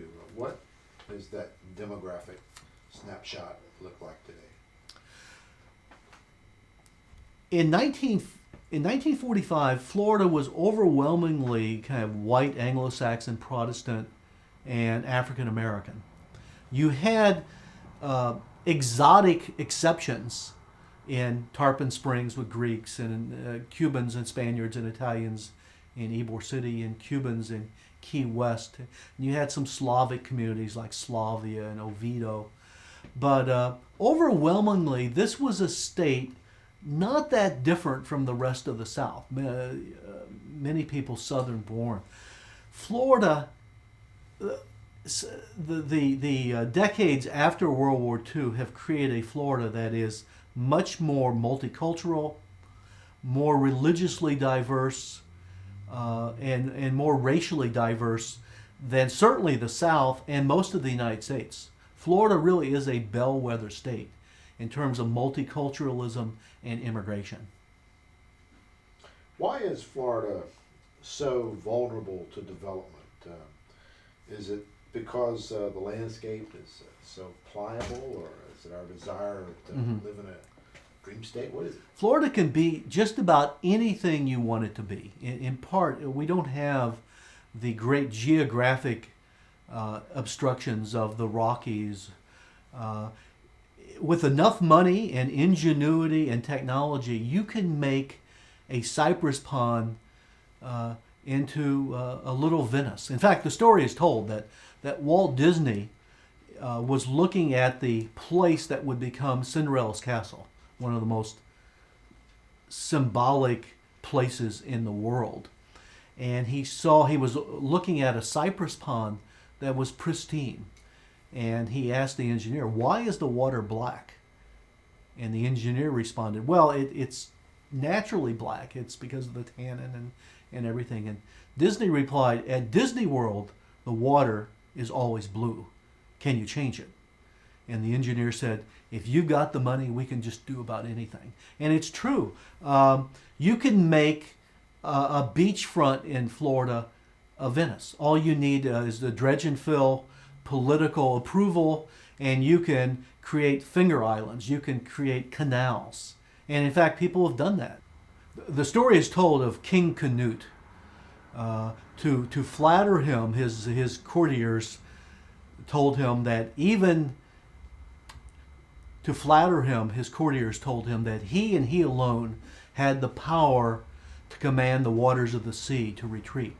But even Canute realized that he did not have that power. But in modern Florida, it is as if developers were modern Canutes, that they had the power with the right technology, with dredges and dams and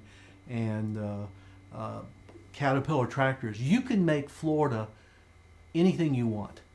In fact, you'll remember the movie Citizen Kane. A mountain actually existed in South Florida. What has been the impact of growth on Florida in terms of its water supply and air and water pollution, the environment, quality of life? When you add 16 million people to a peninsula, you cannot help but affect the quality of life. I mean, in 1940, we had 1.9 million residents. Today, we have over 18.5 million inhabitants and 80 million tourists a year. And I might add, most of the tourists come in the winter when Florida is dry. The great question remains, how do you balance a Florida that is a paradise for 18.5 million residents and 80 million tourists? Can you maintain a quality of life, a paradise, if you will, when Florida continues to add new and newer developments every single day? I mean, every day, thousands of acres are being devoured. Now, if you fly over Florida, you soon realize there's plenty of vacant land in Florida. But the question remains, how much development can you put on a peninsula before Floridians simply throw up their hands and said, "This is not the paradise I knew"? In fact, someone said the calamity calendar, the state motto should be, "Florida is not what I expected." And that's probably one reason 700 people leave every day. But I might add, I don't think this is coming soon. If you had told most Floridians in 1950, what do you think would happen when this state reaches 18.5 million people? They would say, you're crazy. There's no way this state can do it. And yet, if you've just arrived from Kankakee or Kokomo, and you're looking at your first sunset over Bokeelia or Marco Island, you don't really care whether there are high-rise condominiums or wetlands behind you. It is, to you, the paradise is paradise. And, there's some serious questions about how much new growth Florida can handle. What is your view of 21st century Florida? What do you think it's going to look like? Is it possible to gauge that?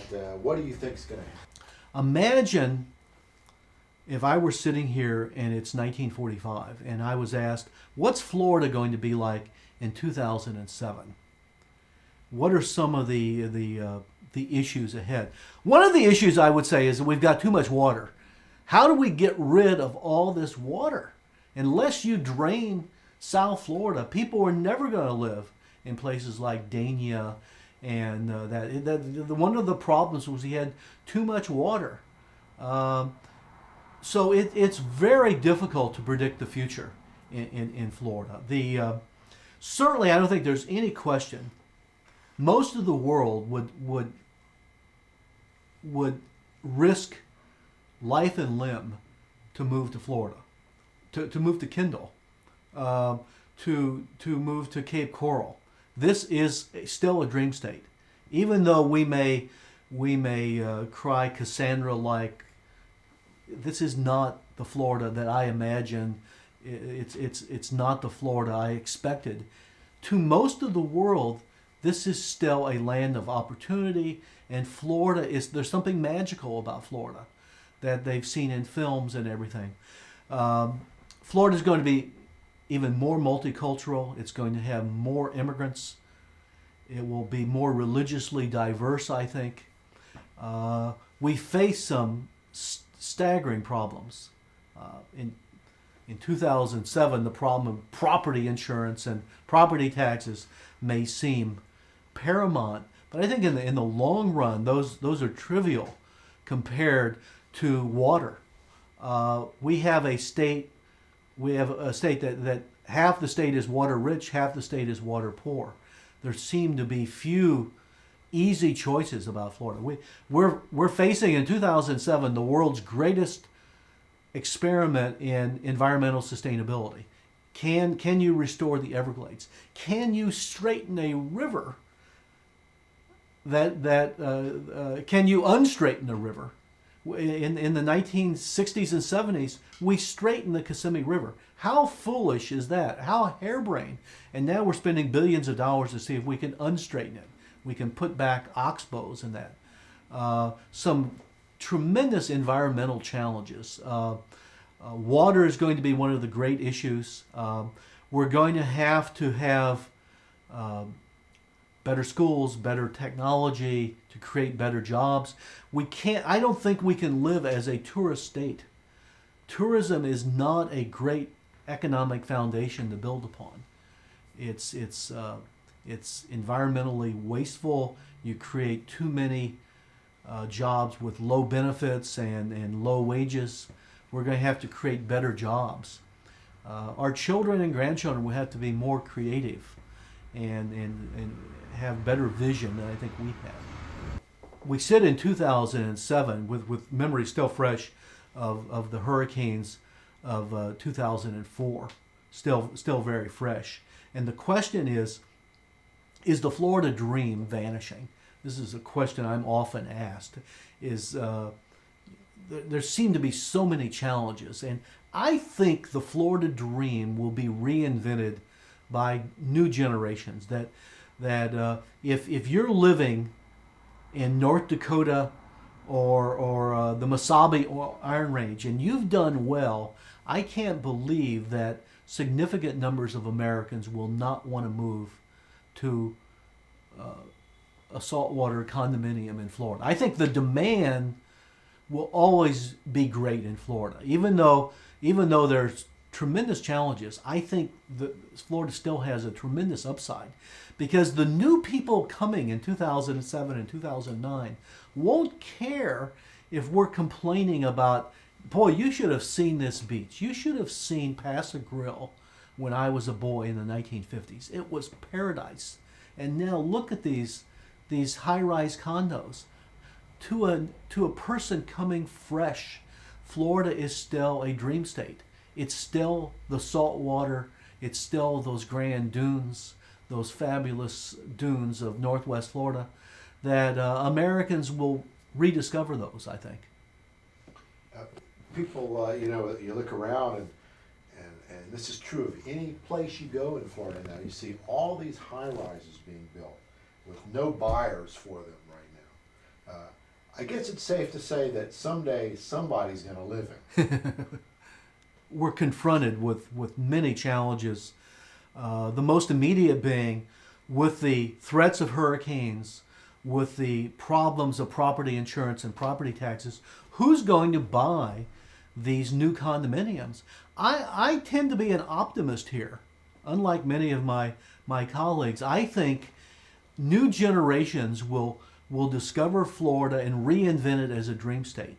That they don't care if you think the condominiums are ugly, or you should have seen that wonderful beach cottage that was there in 1950, and you should have seen the Gulf of Mexico in 1950. It was really something then. People will confront a Florida, and they will I think will be dazzled at the possibilities in this American Mediterranean. Baby boomers as retired citizens, what are the ramifications of that for Florida? Baby boomers have kind of driven,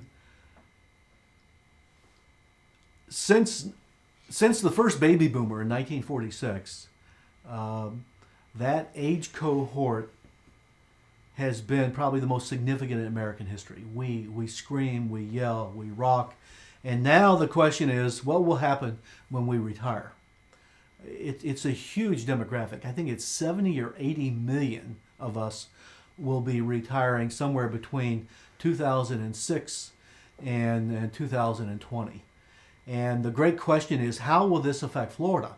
And we're very uncertain about this. Will baby boomers want to live in Sun City and Century Villages with that structured retirement community setting? Most demographers feel not, but baby boomers are the principal buyers of the second and third and fourth homes in Florida, vacation homes in Florida. Baby boomers will want to live near water, where people believe the quality of life is better. So I think they will continue to pour into Florida, but I think it's going to be a different structure. It's not going to be in the traditional retirement communities. But one can imagine in 2013, the citizens of Sun City going to hear the Rolling Stones on their farewell tour. Got just a couple more questions. Actually, there are some things that you have touched on earlier, but I'll go ahead and ask you again. As a megastate, Florida is a bellwether of America's future. It's in the way Florida goes, it's the way the nation goes. Well, we've got some monumental problems, such as water supply and the environment, aging, multiculturalism, and immigration. What would be your advice to Florida's future governors on how to deal with these things? I would advise future Florida governors to appreciate the heritage and culture of Florida, to instill in new Floridians a sense of what a magical place this has been. To me, the great problem is we have created a state of 18.5 million people. I'm not sure we've created Floridians. How do you create a sense of responsibility that we're all in this together? This is really difficult. This is a fragmented state. It's a long state. Do the citizens of Miami care about the citizens of Pensacola? I think you can address this by appreciating the rich literature of Florida, the rich culture of Florida, and I really think that can help bond and bind the future residents of the state. I really do believe that is one of the prescriptions I would advise. Because there's so many different parts of Florida, is it difficult for Floridians to say, we all have the same identity? Is that part of? Part of the problem, I think we have 10 or 11 media markets.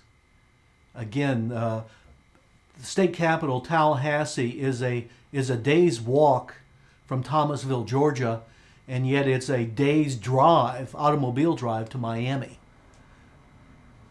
It's a huge state. It's the largest state geographically east of the Mississippi River, and because I think the culture and history of the state can bind Floridians in ways its long geography has never united them. I really do think that if we had an opportunity to read and listen to our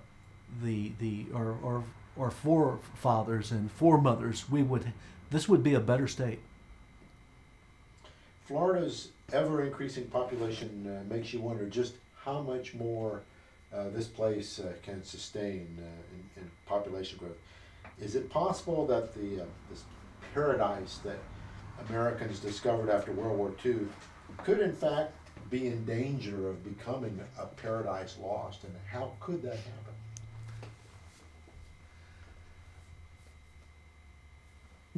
Development has wrought a price in Florida. There's no question about that. You cannot. A tourist industry, a housing industry, a landscape industry, creating thousands of golf courses, these bear cost. And we've seen this in the decline of water supply, water quality. It creates a tremendous challenge for future leaders to try to resolve a state that is seen as a paradise by so many and had been appreciated as a paradise by so many. Again, the central questions remains, how do you sustain this quality of life that we now have for 18.5 million people and continue to add millions and millions of others? You have both the reality and the perception. The reality is this is not the same state it was in 1950. I mean, the rivers, I'm not sure there's a river that hasn't been redeveloped let me go back a second. I'm not sure there's a river that hasn't been significantly developed in Florida. The aquifers, historically low. But there's also the perception. The perception is that the people who come here still want this slice of paradise. Palm trees, sand dunes, salt water. The difference there is very interesting. In 1900, most Floridians lived a wagon's day ride from the Georgia or Alabama borders. Today, 9 of 10 Floridians live 1 hour's drive from saltwater. And that's the problem, is everyone wants to live near the Gulf or the Atlantic. We do have plenty of land. The question is, just how much more development can you inflict upon a state, an ecosystem, when people say, this is not the Florida that I knew. This is not the Florida that I imagined. I don't think anyone knows what the answer, when that's going to be. It's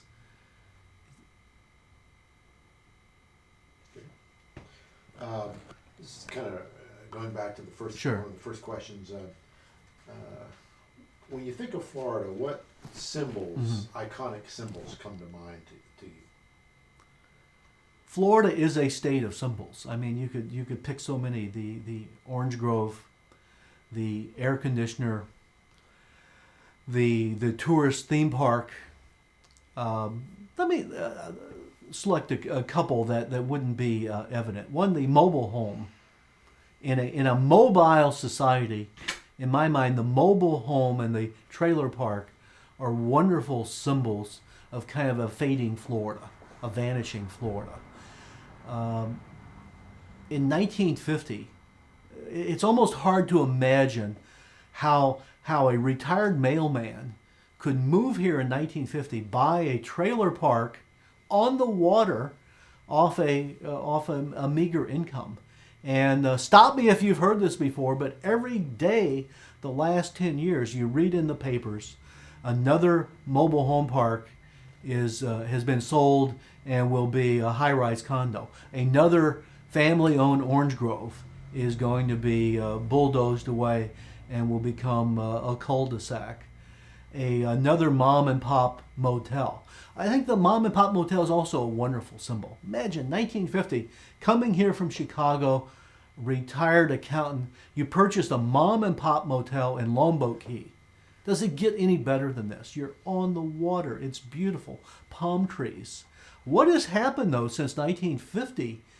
Longboat Key no longer has any mom-and-pop motels because they're all condominiums or timeshares now. Now, the person who sold it probably did very well, but there's something lost, I think, about a Florida. They had these quirky mom-and-pop motels with dolphins and mermaids on the outside, and a couple was doing all the work. The mom was doing the cooking and the cleaning, and the husband was doing the carpentry work and greeting you when you drove up. It's a poor Florida when the beaches are nothing but high-rise condominiums. It's not nearly as rich. The beach is also, I think the beach is the most enduring symbol of Florida for well over a century. The beach has been a symbol of youthful hijinks, of sensuality, of paradise, of a place to retire. The Florida beach is always being redefined and redesigned and reinvented. We've heard about Florida being. We know that Florida is a state that's attractive to retirees, but is it just retirees? No, that youth in Florida also coexist with old age and the Sunshine State. Wonderful example of this is spring break, the history of spring break, beginning in the 1920s and the 1930s for Ivy League kids who would return to Fort Lauderdale and Palm Beach, and it's institutionalized in the 1950s. And this was one of the great PR stunts in Florida history, that every April you'd have thousands and thousands of young kids flocking to the beaches of Fort Lauderdale. And in 1960, a Time magazine reporter asked one of the most famous questions ever asked. She asked a co-ed, "Why do you come to spring break?" And she replied, "This is where the boys are." The next year, the movie of the same title appears, and 100,000 spring breakers arrive in Fort Lauderdale. And what happened was it became so successful that it drove the residents of Fort Lauderdale nuts, and they actually encouraged the kids to leave. And in fact, kind of obeying a law of physics, they gravitated to Daytona Beach. And the same problem eventually ensued in Daytona Beach. The very success, the debauchery, the hijinks created a problem. And today, the center for spring break is Panama City Beach in the Redneck Riviera. I mean, rather improbable development if you think back of the history of Panama City Beach. Gary, this is my last question for you. From all that we've talked about, it's and the magic of Florida. Florida is, I guess, the one and only. I mean, it is what it is. Let me think about that a second. If there were no Florida, it would have to have been invented. I mean, it's hard to imagine a Florida it's hard to imagine America without Florida. You can look at this several ways, by the way, geographically and cultural. Imagine a map of the United States without Florida, the flying foot of Florida. It's roughly New York to Georgia to California to Washington. And thus, one of the great questions remains, where exactly is Florida? Is Florida the most southernmost state, what is, or is it the northernmost colony of the Caribbean?